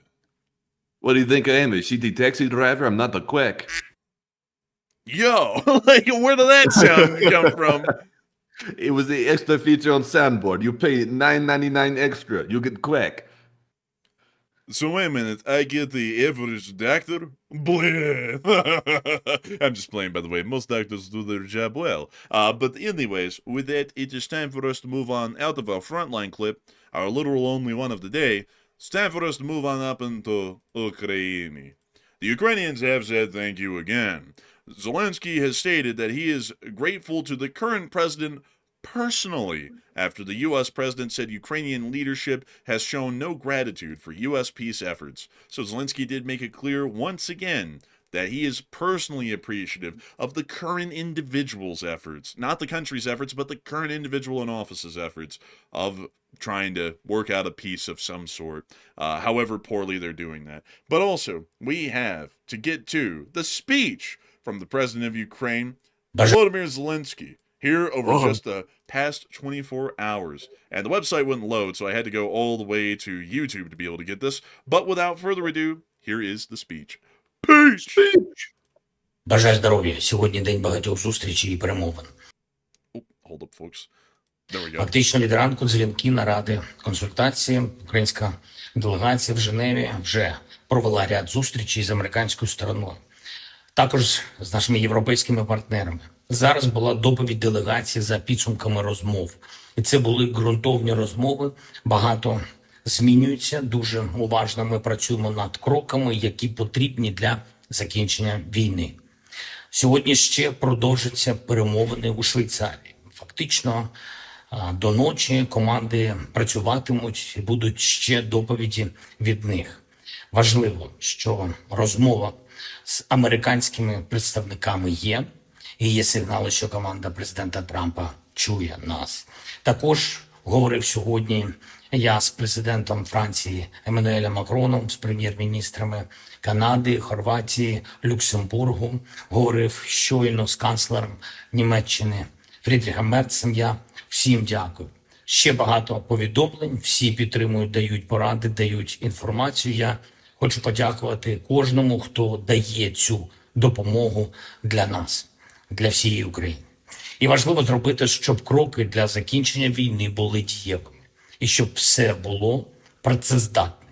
Україна ніколи не хотіла війни. Ми ніколи не будемо перепоною для миру. Дипломатія активізована – це добре. Дуже добре. Ми розраховуємо, що результатом будуть правильні кроки. Перший пріоритет – це надійний мир, гарантована безпека, повага до наших людей, повага до кожного, хто віддав своє життя, захищаючи Україну від російської агресії. Завтра теж не менш активний день. Інтереси України захищаємо, і сила нашої позиції, сила нашої державної позиції, народної української позиції в тому, що це наша спільна позиція. Єдність українців у захисті своїх національних інтересів і нашої незалежності, нашого суверенітету. Це те, що спрацьовує. Є директиви для української делегації, є український напрямок, по якому делегація іде, і дуже хотілося б, щоб протилежних сигналів, щоб не українських сигналів з України не надходило.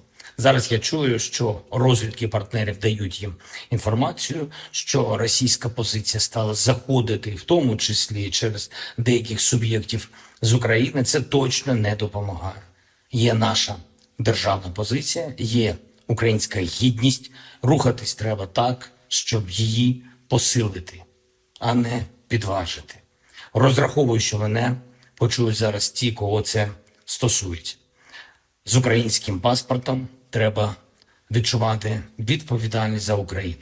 І дійсно відчутно, що від мільйонів українців чітка підтримка державної позиції є. Чітка підтримка нашої незалежності, українського суверенітету.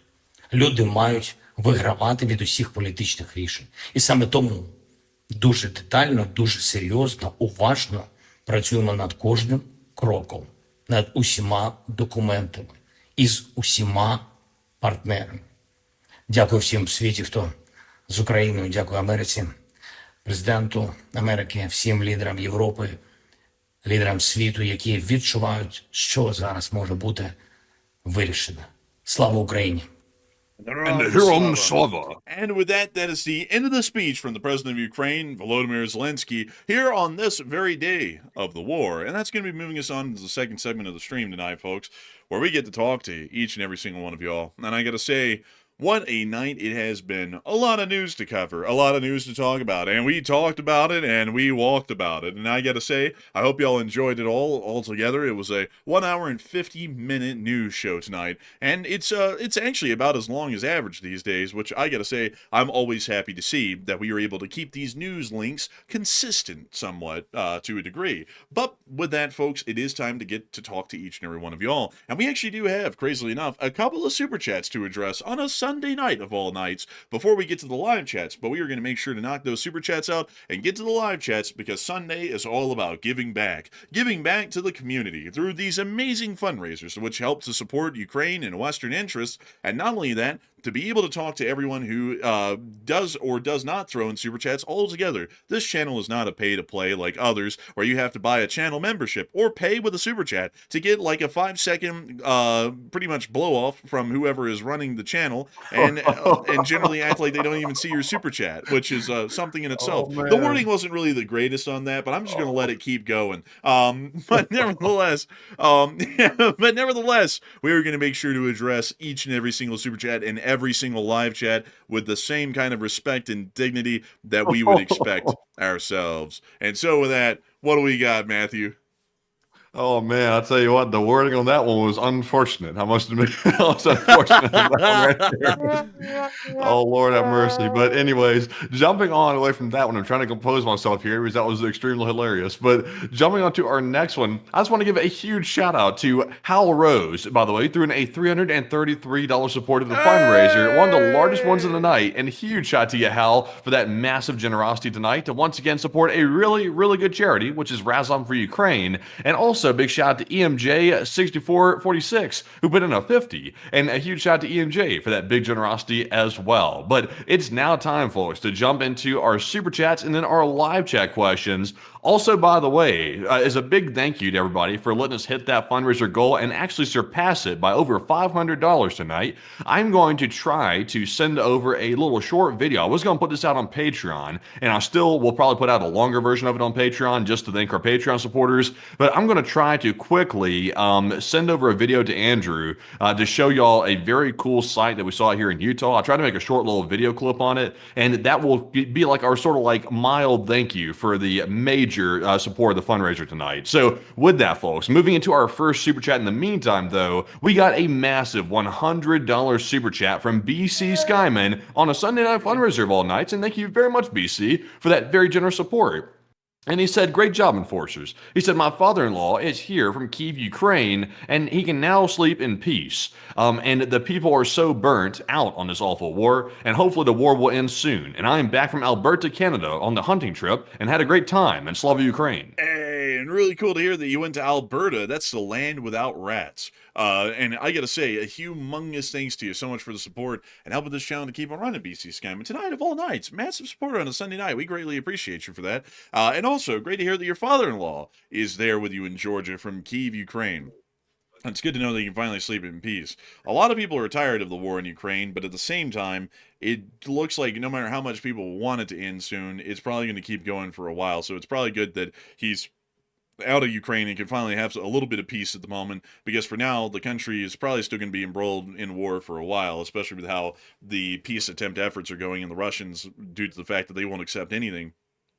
Will keep this war going for a while, unfortunately, even further still. But I do have to say, hopefully the war will end soon. I would agree with that as well, because this war has been going on, crazily enough, for about 4 years. When we get to February 24th of 2026, this war will have officially rounded out its 4th year and be going on into its 5th year. So it will actually have been, at that point, longer than the U.S.'s involvement in the Second World War, which is really crazy to think about how long this has been going on. But I got to thank you massively so much once again for support, BC Scamming, because if it wasn't for folks like you, we wouldn't have been able to keep this channel running for years, to be able to cover this conflict, the good, the bad, and the ugly, and to be able to continue to keep American and Western eyes in general paying attention to what's going on over there. So humongous thanks to you so much once again. I hope that has addressed that incredibly well. And of course, Slava Ukraini, Ram Slava, and long live the Lee Spring Army, and the Lee Spring Army will never die. And with that, we're on to the next one.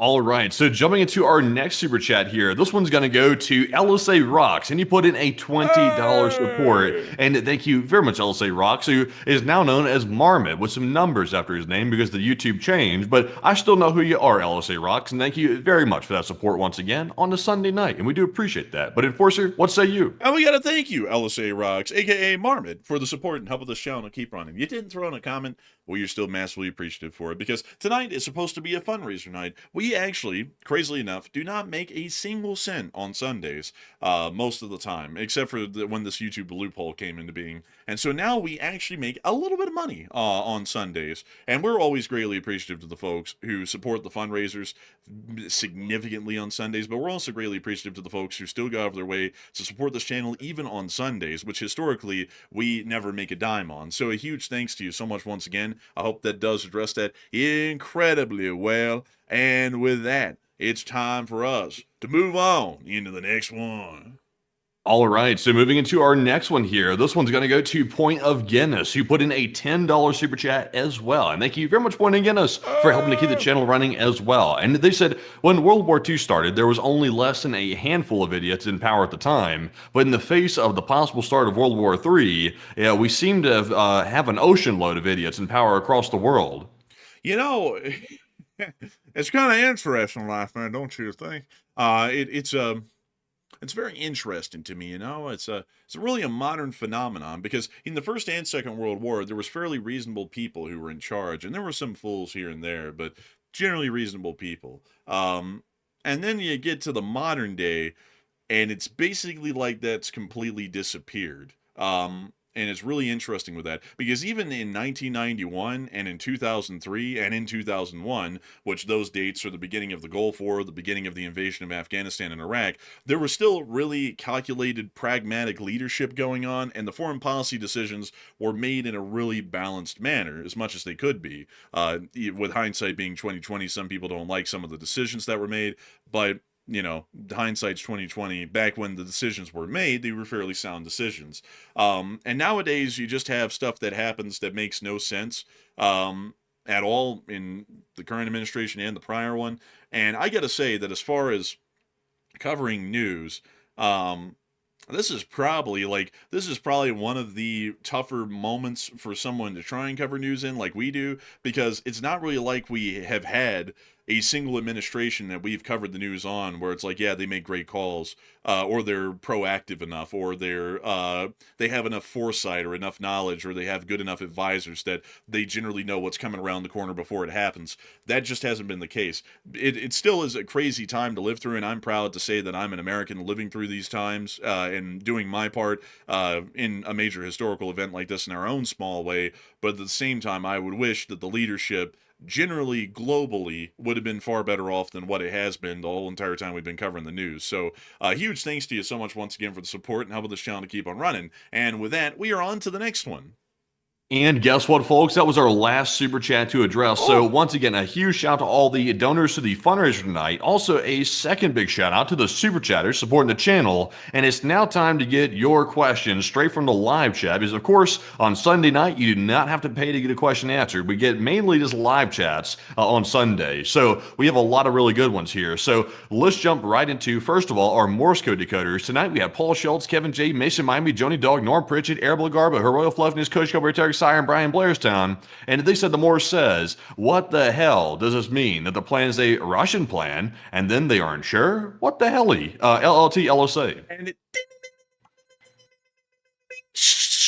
that's the sound of money. And believe it or not, folks, that is the same Morse code message from last night. I wasn't able to make a new one tonight because it actually takes a little bit of a minute to change that in the intro every single night. So I had to go with the same one because I was scouring the globe today to find any frontline footage. And I almost was able to find that one clip at the end of it. And I spent like 30 minutes just trying to find one clip. So unfortunately, I wasn't able to change it, but y'all still got it dead on the nail again, which truly shows that the Lee Spring Army Signal Corps is on its toes, because even when the Morse code message is the same, they still get it.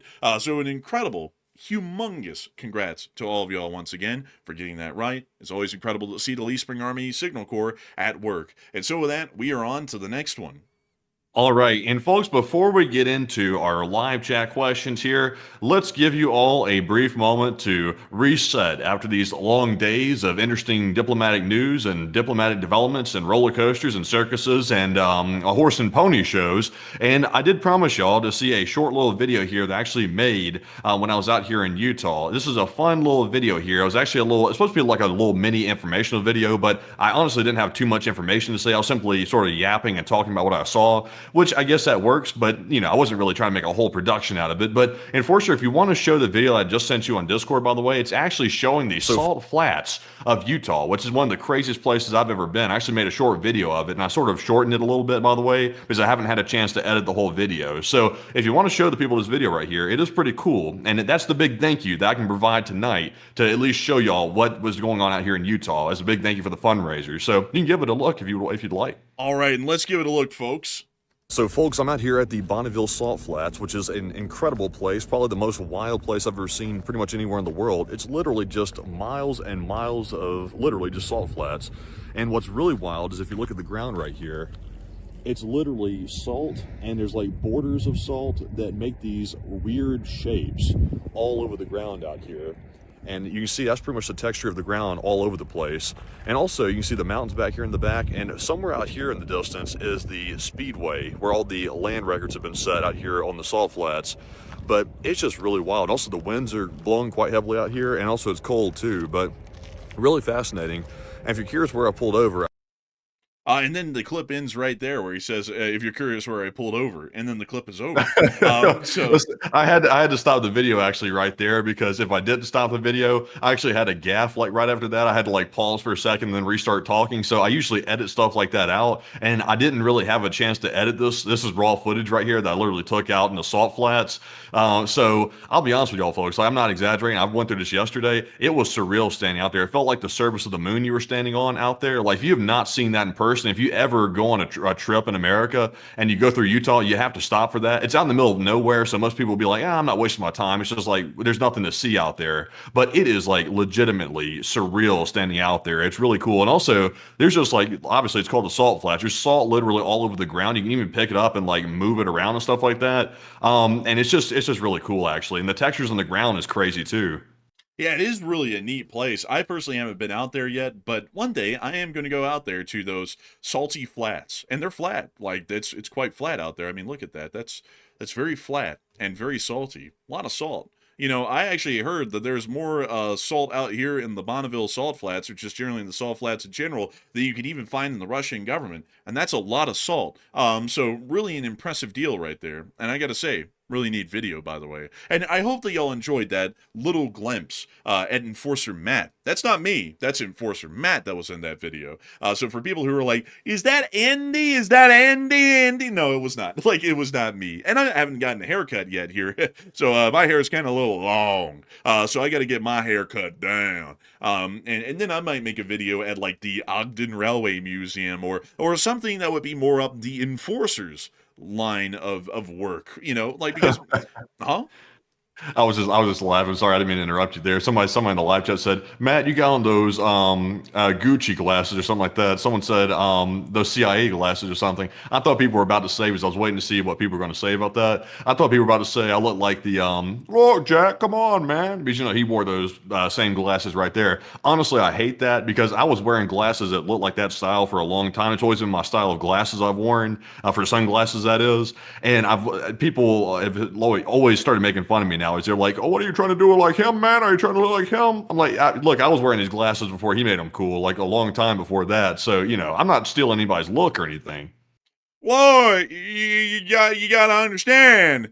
When I was in Scranton, they whip out the sunglasses, and when they would, you'd sit there and you'd say, the gangsters got on sunglasses, you know something was going down. And they go around with their straight razors, and Corn Pop, who was a bad dude, and he ran a bunch of bad boys. And they go up in the Philly, and they cut someone. They cut him up a little with the straight razors. And anyway, you got to talk about the pasta, the mafia, the Santoranis, or whatever, the Sopranos.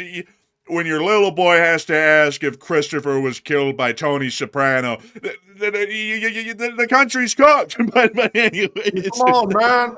Come on. I went out to the salt flats and they said, there's nobody out here, man. What's going on? They said, oh, look. Anyway, Morton came along. He was walking down the salt. And, he said, mine it. Look, if you like the salt flats, let the thousand blossoms bloom. But I'm not going to spend another minute on it because in the Wasatch Front, someone's getting mauled by a bear.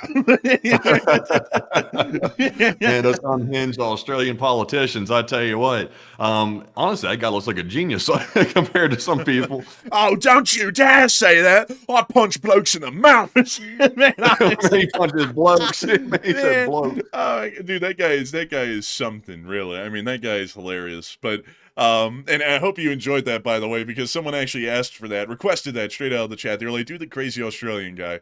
And Daniel, I hope you enjoyed it because I had to do the crazy Australian guy for you. But beyond that, oh man, you know this place. I gotta say, folks, this place is crazy. You know something that's even crazier, folks.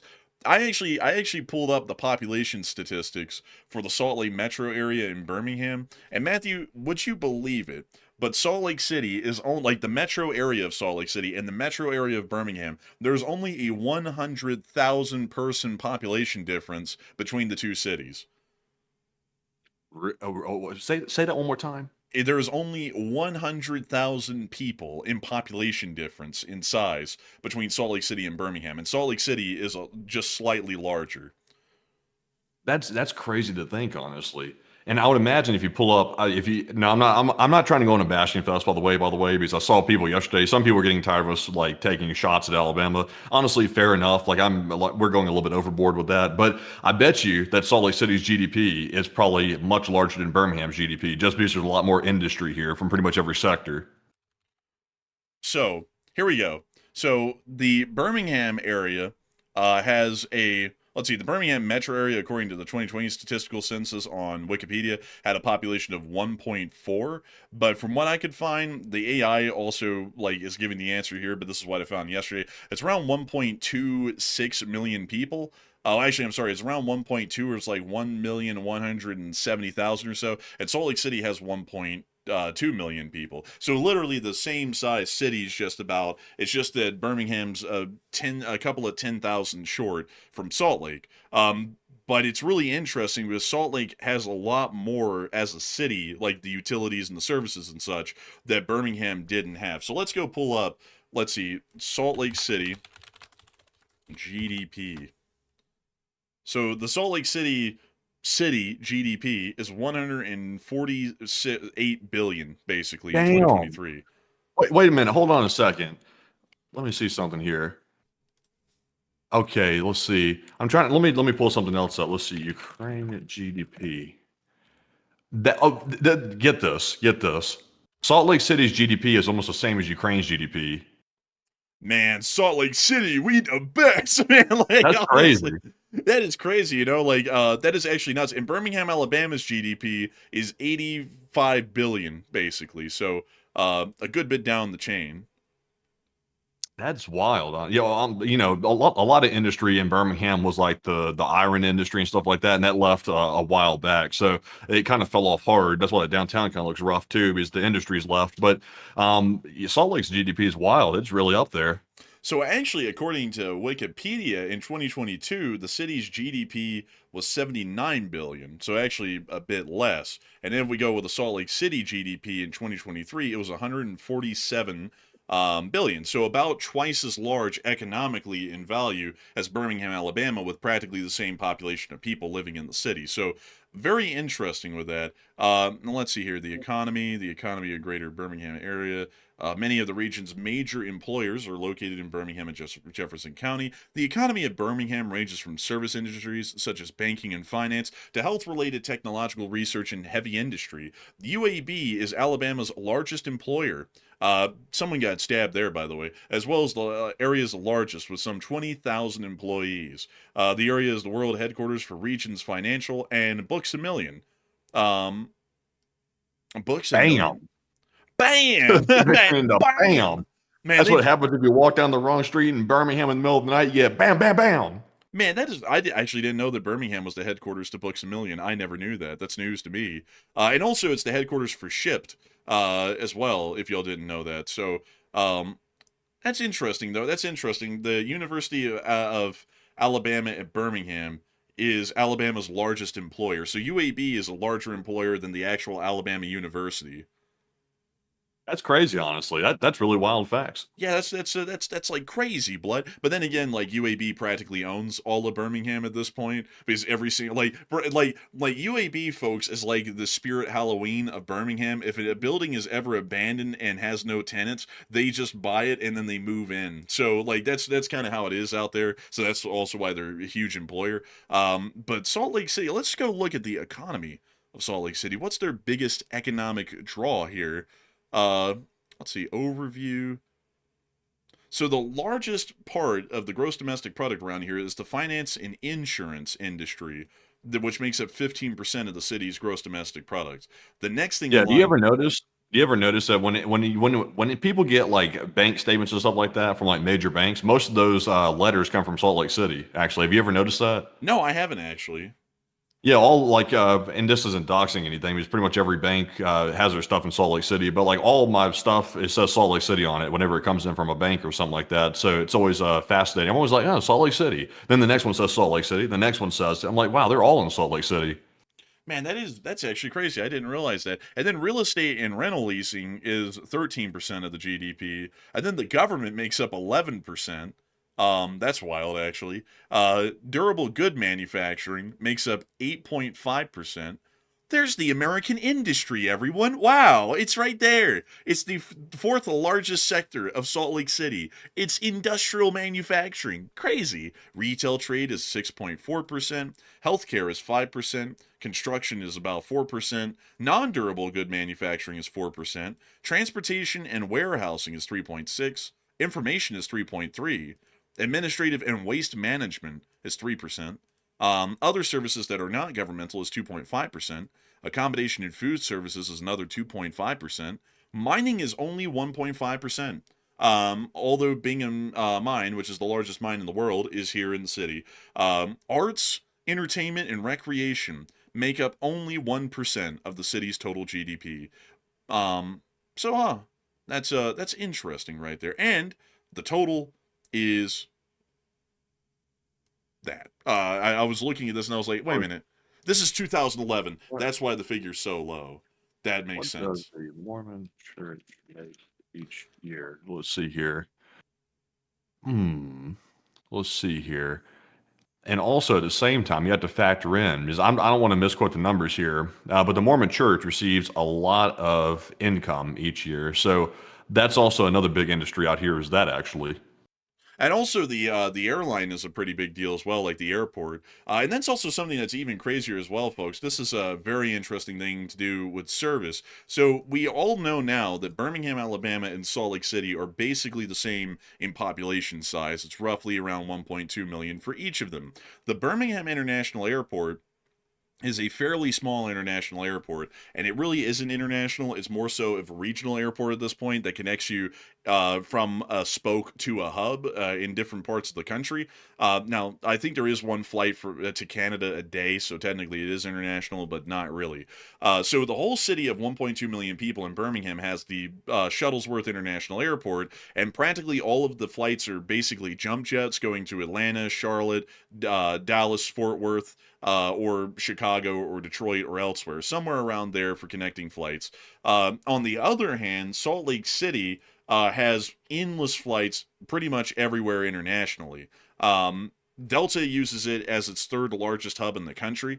And also on top of that, there are massive expansions ongoing at the moment, and you can pretty much get nonstop flights from Salt Lake City to practically anywhere in the world. They actually, interestingly enough, Matt, you have from Salt Lake City a nonstop flight all the way to Amsterdam in the Netherlands from Salt Lake City. That's wild. I didn't know that. I thought you had to get connecting for that. No, actually, you can get it. You can get those flights straight out of Salt Lake City.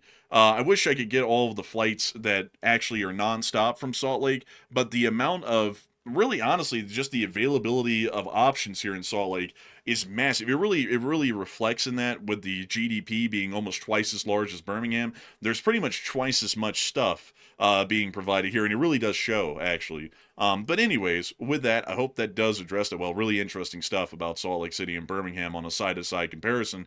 But with that, we are on to some questions. What do we got, Matthew? All right, so jumping into our questions here, this one is going to go to none other than LFG, who said, with the Secretary of State walking back their assessment, is it capitulation to the international community or capitulation to NATO? It's more so a capitulation to NATO because of how they were not willing to accept any of that at all. So it's more so that, but it's not even really capitulation because it seems like they're still trying to force most of it through if they can try to. So I hope that does address that the best that I can. And with that, we are on to the next one.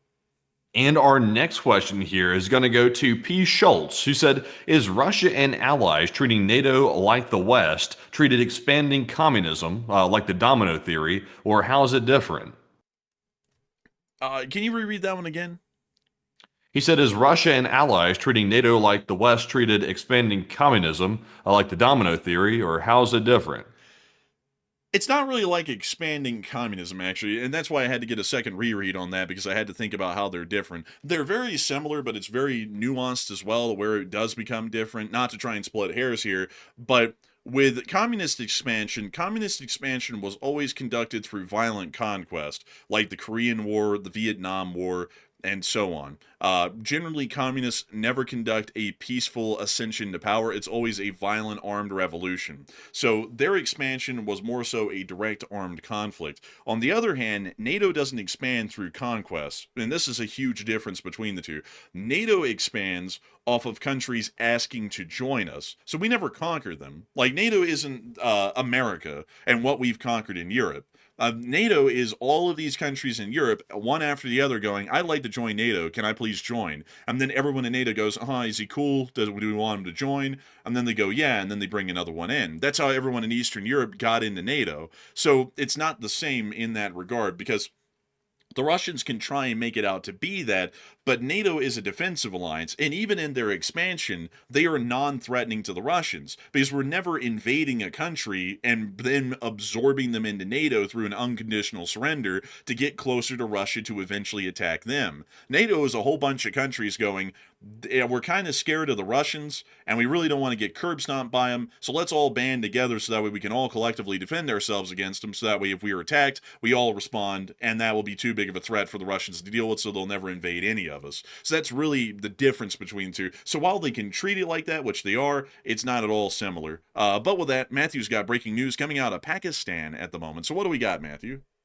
All right, so we do have some breaking news happening right now. We have just heard of a major attack at a paramilitary headquarters in Peshawar, Pakistan, involving 2 bombers and armed gunmen. So this appears to be a coordinated attack here that was planned out, and apparently at least 3 are dead right now inside of Pakistan in Peshawar. So once again, there was about a week ago a tit for tat going on. There were attacks happening in India that India was claiming was Pakistani forces or some type of Pakistani terror group, and also the Pakistanis were being attacked by some unknown group that they claimed were Indian forces of some sort. So it looks like we have a new, much larger attack this time in Pakistan, apparently right now, and it looks like it was in the headquarters, or at the headquarters of the Frontier Constabulary Paramilitary Force headquarters, and like I said, it was hit by these 2 bombers and also gunmen as well. So it looks like it was in a very crowded area, so I wouldn't be surprised if the numbers start rising of these casualties,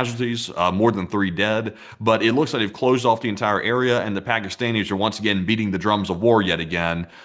So that situation could pop off henceforth. But Enforcer, what say you? A very interesting development. Considering its proximity to the Afghan border, it's likely that these may be some members of the Taliban or some members of the Balochistan independence movement that may have conducted this attack, meaning that it may be likely, if that is the case, that Pakistan's war against Afghanistan will restart again, even after a ceasefire was negotiated in Doha and Qatar to actually bring an end to that conflict at that time. So that appears to be the case at the moment. We'll have to wait and see if that analysis ends up being correct, because the Pakistanis generally have, with however they want to conduct the investigation, a good bit of leeway to either blame the Afghans or the Indians and then conduct actions against one or the other for this attack. So we'll have to wait to see who they blame, and then that'll give us a really good idea of what imminent actions will follow as a result. So with that, I hope that addresses that well, and we are on to the next one.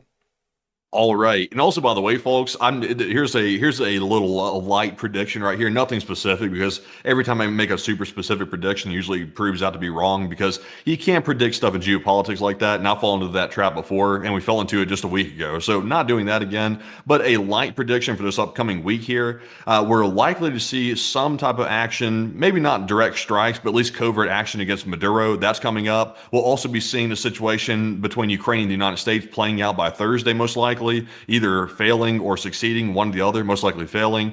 And we'll also probably see something breaking out between Pakistan and India, because usually when these things happen right here, we start seeing pretty big action being taken quick. And also, not to mention the Japan-China situation too, because China is almost certainly going to respond to what Japan just did near Taiwan. So a lot of stuff coming up in this next week is about to get crazy again. But our next live chat question, though, is going to go to Flamehawk. And they said, since Russia has its veto at the UN because it was a victor in World War I, should Russia lose their veto because of their aggression in Ukraine? There's no way for them to lose the veto. They're a permanent Security Council member with permanent veto powers, so there's no way to remove the veto from them, because it will require a vote from the permanent members of the Security Council, which has to be a unanimous vote. So if all 4 countries, which also would be really hard to get the Chinese on board with that, the United States, Britain, France, and China, all 4 voted to remove Russia's pretty much veto powers. The Russians can just veto that and end that right there. There's really no way to fix that in the existing UN framework, and there's no way to change the UN framework,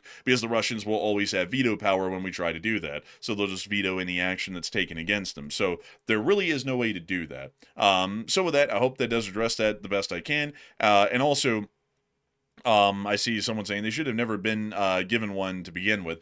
That's something that's a really good idea. Unfortunately, that would have never worked, because the United Nations was supposed to be a format for all countries. So we had to find a way when we created the UN to get the Russians on board, as well as the communist Chinese at that point. So that's why they ended up getting veto power on any vote in the Security Council, and that's also why they're a permanent member. So that was kind of the compromise that we made back then. And once again, folks, notice how making compromises back then ends up hampering us well on into the future in some regards. Although the UN is quite literally worthless, so it doesn't really matter too much. But anyways, with that, we are on to the next one. Also, by the way, a big shout out to Ghost Circuit, who threw in a $1 super chat. And thank you very much, good sir, for that support, and we do appreciate that. And we also have a live chat question from Old Warrior Fella. And he said, did you discuss the downing of an Mi-8 by a drone 200 kilometers deep in Russia? We have not covered that, unfortunately, so I'd have to declare ignorance on that at the moment. But with that, we are on to the next one. Also, by the way, Enforcer, do this real quick because I saw TS Actual mention it. He said the stock market may predict what will happen tomorrow when it opens. Punch in and see if there's any futures available yet. Punch in futures, stock market futures, and see if there's any predictions or any type of quotes that are being put out right now. Because I saw some information earlier that the futures were not looking that good, which may indicate there's some fear going on in the market, maybe about geopolitics, or it could be something domestic related because obviously we're kind of in recession territory right now. But let's see what it says if you can pull that up real quick. I can't bring it on screen because they're all from private news agencies, so there would be a bit of a copyright issue there. But it looks like some of them are trending upwards. It looks like most of them are actually kind of trending upwards a little bit. Oh, okay. Yeah, I'm looking at it on my screen too. Yeah, nothing really bad on the futures. It looks like actually it's kind of up. It's kind of neutral actually. So nothing really bad with that. But of course, according to what everybody's saying, extreme fear is driving the U.S. market. But that gets political. That's not necessarily related to geopolitics. That's about a domestic financial situation. But we don't get into all that stuff. We're not financial people. Thank God we're not financial people. But anyways, jumping into our next live chat question, this one goes to TS Actual. Speaking of the devil right there. He's not the devil, by the way. But anyway, not calling you the devil. But he said, TS Actual said, any evidence or thoughts that supplies from Iran to Venezuela are Russian or Chinese?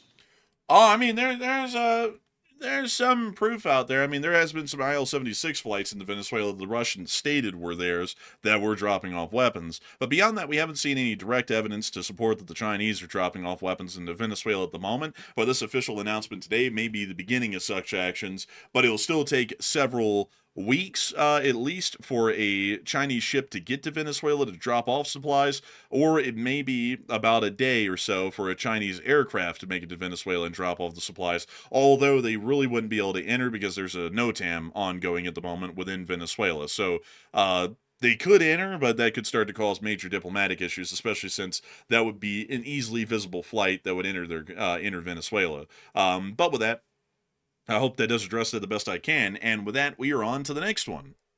All right, and our next question is going to go to Gachulian343. He said, you guys wouldn't happen to have a guess of how much of this stuff in South America has cost us so far, do you?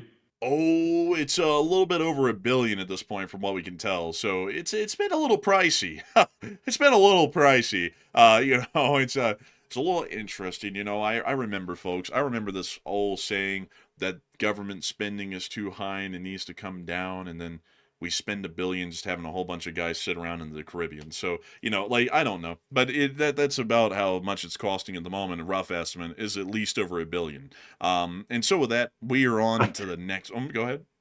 You remember back in the day when the also, by the way, I say this as an affectionate term, by the way, because I know a lot of our channel viewers are boomers, so I'm not saying it in a derogatory way whatsoever. But back in the day, like the boomers, they used to start a war, and it was only like $17 to start a war back then. These days, it's like $1 billion to start a war. Like if you want to get a war going these days, that's $1 billion or more. Like you're talking about 1, 2, 3 billion, something like that. Back then, $17, you were knee deep in a war at that point. Man, honestly, man, I actually heard, man, that back then you could start a war with $5 and a box of Cracker Jacks. Nowadays, it takes a lot more than $5 and a box of Cracker Jacks to get a war going.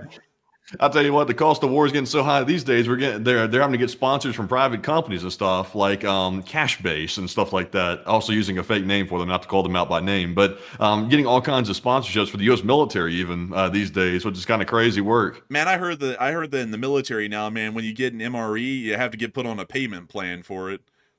Man, they said you want to access this MRE with Klarna.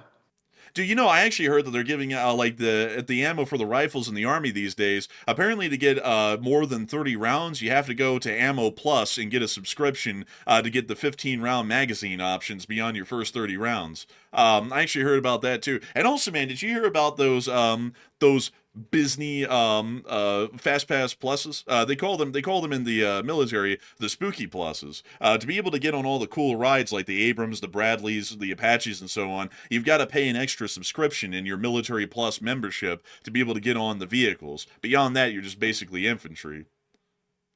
Yeah, honestly, I'll tell you what. I feel like I need to go buy some screws at this point because I feel like a couple of screws might be missing at this point after all this chaos in my head. Of course, there's a lot of chaos going on, folks. I'm losing screws left and right. I said, "Oh, I'm telling you, I get no respect around here. I'm losing screws on the ground." They said, "That's not a screw, that's a nail." I said, "Look, I'm not a roofer. Look, I'm not. Okay, give me some respect around here. Okay." Oh. What the hell is that at the end, man? He like Ronnie Dangerfield got punched in the gut. He went, oh man. I was like, dang. Ronnie Dangerfield's got a little bit of a croup going on. He said, listen, I got tuberculosis, okay? You gotta give me some space here, okay? My lungs are burning. My lungs are on fire. They're like a furnace. Give me a break." Oh man, like, oh man, but honestly, oh man. But I gotta tell y'all, folks, man, the economy, the economy. I heard word out there on the street is, folks, the foreclosures are getting kind of high. So it's we'll have to wait and see what's going on with that. But I'm sure, folks, I'm sure that all the folks in Washington, I'm sure they got this well in check. I trust them entirely. Whoa, that scared the hell out of me, actually. Like, bro, I thought I was getting shot at there for a second. I was like, whoa, wait a minute. Man. Missed me. What? Missed me. Missed me. Nancy, they missed me. They're gonna have to try again. Wait a minute. Did you see? Has anybody seen that when Ronald Reagan was actually an actor? He was acting in some like TV show or movie or something. I can't remember what it was. I saw it on a short video yesterday, and it was like this woman standing in like a room with these guys in or whatever. And Ronald Reagan, the actor, was sitting there in this movie, and the woman was like, "I want to stay," and he was like, "I can change that in a hurry." And he got him like smacked her across the face. I was like, "Oh my God, bro, what kind of movie is this?" It looked like it was actually him. I don't know if it was AI. I don't think it was. I think it was a legit movie. It looked real enough to me. So I'm like, dang, man, like those movies back then were wilding out. Dude, man, honestly though, I'm not gonna lie, man, stuff back then was just like crazy different because I was listening to a YouTube clip of an audio reel from a Bing Crosby radio show. I'm sure you know who Bing Crosby is. He was like one of the most famous singers of his time back then, kind of like the Frank Sinatra before Frank Sinatra sort of a deal. But I was listening to his radio show and it went to an ad break, and this was like literally the ad read for one of the ads. They were like, "Do you know that guy who works really hard at his job? He's all smiles, but when he goes home, he like beats his wife and he beats his kids. Well, you need this ointment to make him feel better." I was like, what? I was like, wait a minute, they just said that on an ad and it like was acceptable? I was like, what the hell? I was like, that just blew me away because I was like, how the heck, like honestly, it's like, I have a historical mind generally, so when I hear stuff that wouldn't be acceptable a lot today, usually it's not that much of a head turner because I'm like, oh, well, it's a different period of time, very different sort of social environment back then. But that would actually make me like snap my head. I was like, wait a minute, they had that in an ad read for a company? It's like, who the hell approved that? Oh yeah, this is the ointment for wife beaters. It's like, who in the world came up with that? Crazy Like, work. that's insane. That's crazy work. Yeah. Honestly, that is crazy. Also, by the way, apparently the movie, I had to pull it up real quick because people were saying, damn, what movie was that?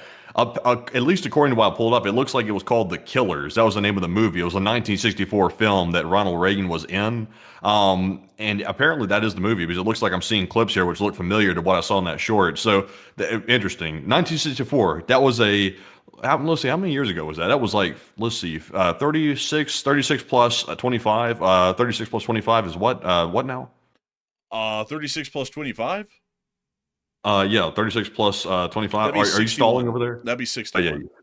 Oh, 61. So 61 years ago. Also, by the way, don't bash us, folks. We're not mathematicians. I'm not Albert. I'm not trying to solve the equation of the universe. But 61 years ago, that's crazy. In 61 years, the times have changed a lot. If you try to pull that off on a modern day movie or something, that would not fly. Let's see here. Inflation calculator. I'm interested, folks. I'm interested here. Oh, look. This is the inflation calculated by the U.S. Bureau of Labor Statistics. Now, this has got to be trustworthy. In March of let's go with 1969. That's a good year. And in the modern day, we're going to go with November of this year. So, if you made $100 in March of 1969, that is... Well, come on now. That is equivalent to $900 today. Wow. let's check that out for another period. Let's go with something recent. 2020. Let's go with February of 2020. Nothing bad ever happened in February of 2020. So $100 in February of 2020 is worth $126 just about in September of this year. That's crazy. Do this real quick. This is the real measure. Let's see how much the times have truly changed. In 1965, a new home cost about $20,000 in 1965 money. Put in $20,000 right there. And let's see what that translates to in modern day monies right here. Let's see how much the home prices have inflated on their own accord, not accounting for the US dollar inflating, just counting for the increase of home costs around the world, All right, or the country. All right, everyone, here's the moment of truth. We're about to click calculate and get the number. Oh my God! Oh my God, have mercy. Oh, $208,000 for a house. How big was that? How big was the average house, though, in 1965? Let's see here. Let's see.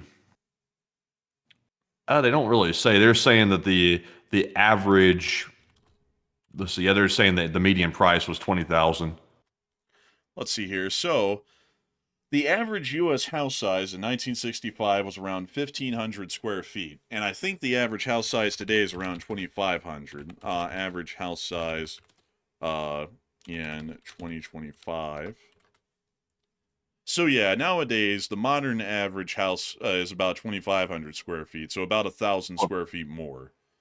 Do this. In 1965, the same year, as you can see right there, $20,000 in 1965 monies is equal to about $208,000 today. But let's see what their income was. Punch this in. In 1965, the median annual household income was $6,900. That was the annual household income. What does that translate to today? $71,830.77.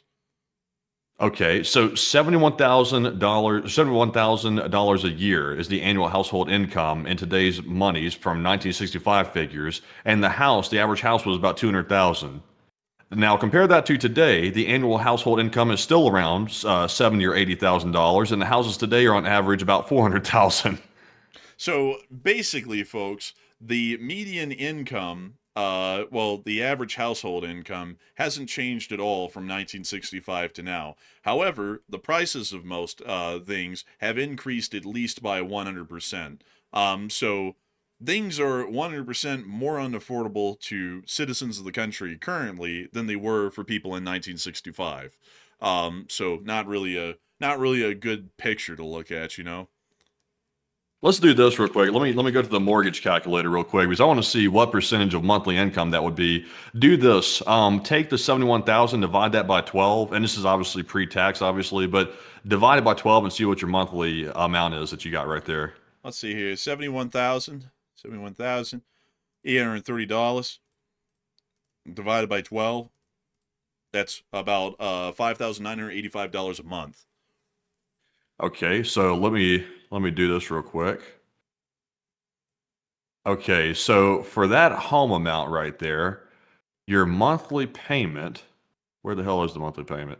So you'd be paying $1,300 a month for your mortgage for that house right there in modern dollars right here. So $1,300. So take taxes out of this. Let's say take $1,000 out for taxes. Is that a good estimate for taxes, you would say?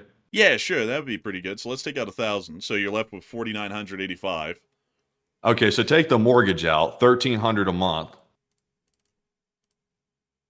So this is what you're left with to feed your family, pay the utilities, and everything else. It is not like that today. I can promise you that.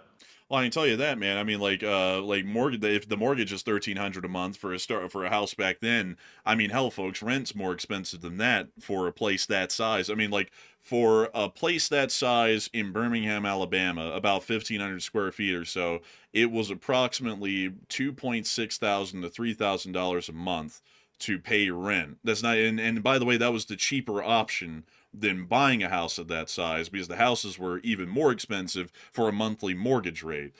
So that's also to give you all an idea of the inflation of the rental prices as well, because a mortgage back then was $1,300. Renting the same place nowadays, which is cheaper than buying one and paying for the mortgage, is about $2,600 to $3,000. So it's about let's see here, 200% more, really more so 300% more in cost just to rent these days than it was to even pay for a mortgage back then. Yeah, it's crazy work, honestly. Could you imagine $36.85 a month? I can only imagine the car payments were probably a lot less than too, because cars have gone up tremendously in price, not just from inflation, but also just price increases. So you could pretty much, on this household income right here, you could get a nice modest house.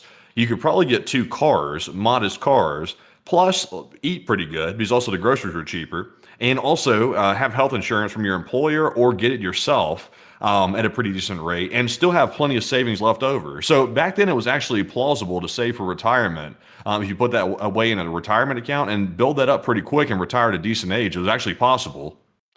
Yeah, and also I see someone saying, well, that rent is high because it's the cost of the land and location. The place we were in, which is kind of where I'm taking that number for rent from, which was fairly analogous to the whole city, basically. It was that cost everywhere. It was near an open pit for the sewer, and it usually smelled out there like sewage. So, I mean, not really a great land location for that kind of cost, and it was like that everywhere in the city. So,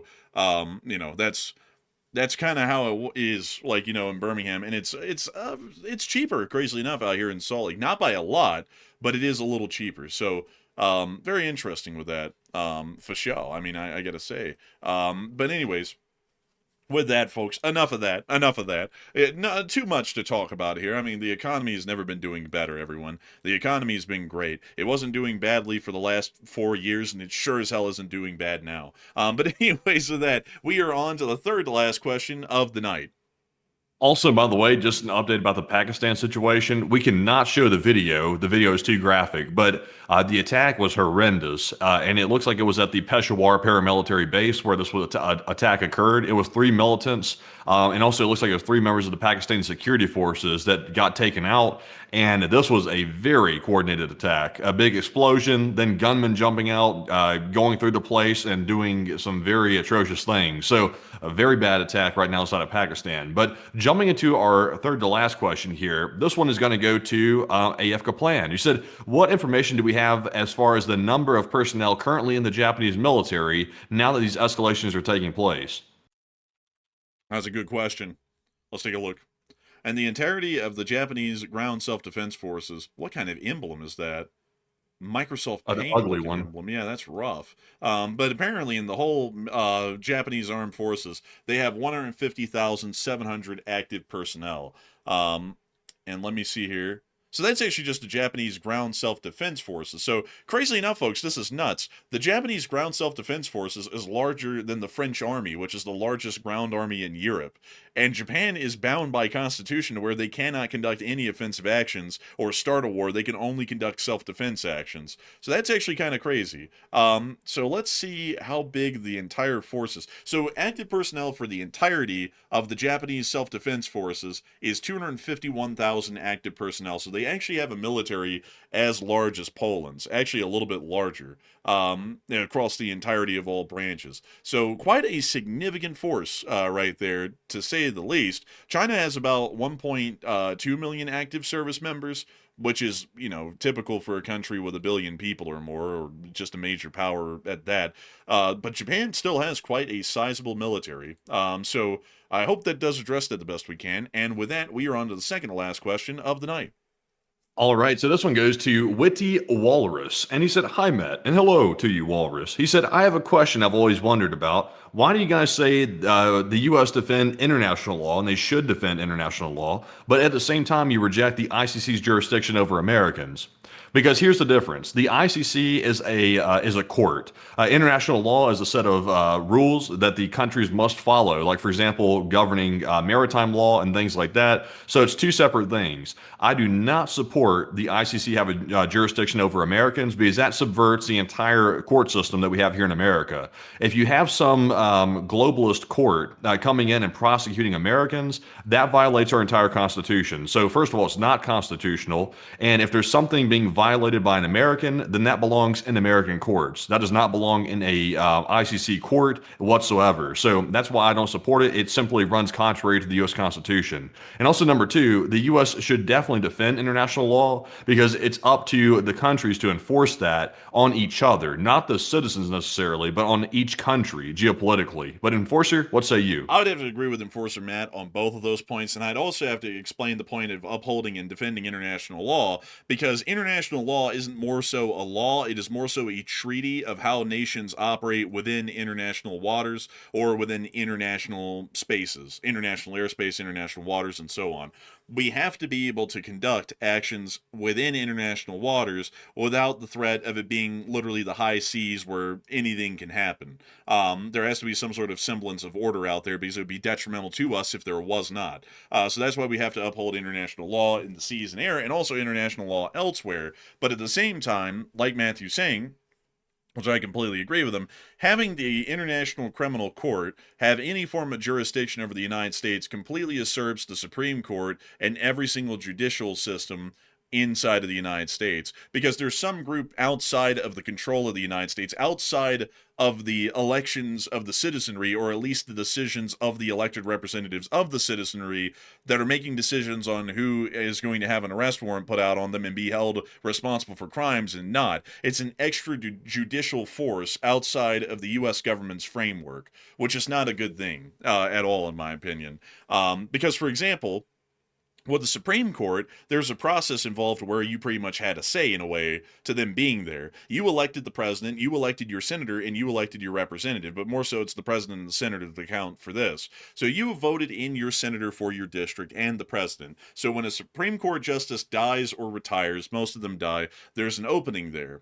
And then they're going to pick a new Supreme Court justice. And if we're to take this as the most simple way that it's supposed to work at, the president picks out the nominee, and then the Senate votes on whether that person is going to be the next Supreme Court justice or not. And usually they always vote yes. So or sometimes they actually vote no, but other times, most of the time, they vote yes. So then that person becomes the Supreme Court justice. So in a way, you've had elected representation in the Supreme Court, and while you didn't directly vote for that justice, that chief justice, or whoever it may be, they still had a democratic process involved where you were a part of it. The people who are in the ICC, there's no elections in America to pick those people, and they're not appointed by any Americans. So it's just some court out there completely out of our control, superior to every court in America, and if they issue a warrant, we have to follow through with that entirely. The U.S. government does. So the Supreme Court can't shoot it down, because they're not within the ICC framework. So the ICC is pretty much like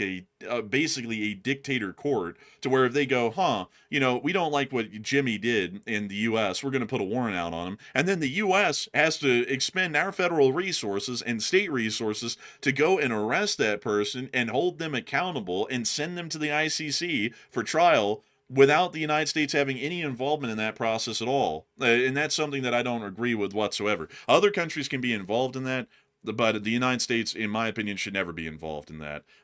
So I hope that does address that the best I can, in my opinion. And with that, we are on to the final question of the night. And so with that, who is the last person to put in the lucky last question of the night? And that viewer is Ride for Life, also known as the In-N-Out friend, the friend of In-N-Out. And Ride for Life, I'm trying to remember your name. It slipped in my mind. You know who I'm talking about, right, Enforcer? Shargi? Chargy. That is it. Chargy. I don't know why. I literally had it in my head before I read that off, and I totally forgot it. I wish you two would bring back those usernames. I'll tell you what. But thank you very much, good sir, Chargy, for that question. And he said, how does Japan's submarine force compare to China? Japan's submarine force, from what I understand, isn't really that big. Let me go look at the Japanese Navy really quickly, because I don't know all of their submarines off the top of my head.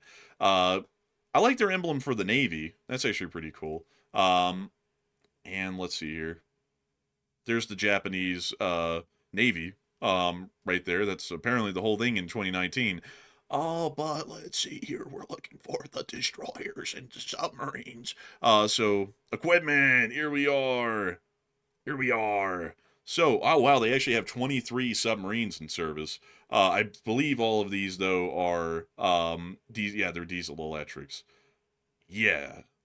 These are actually lithium ion. Huh, interesting. But anyways, they're all diesel electrics.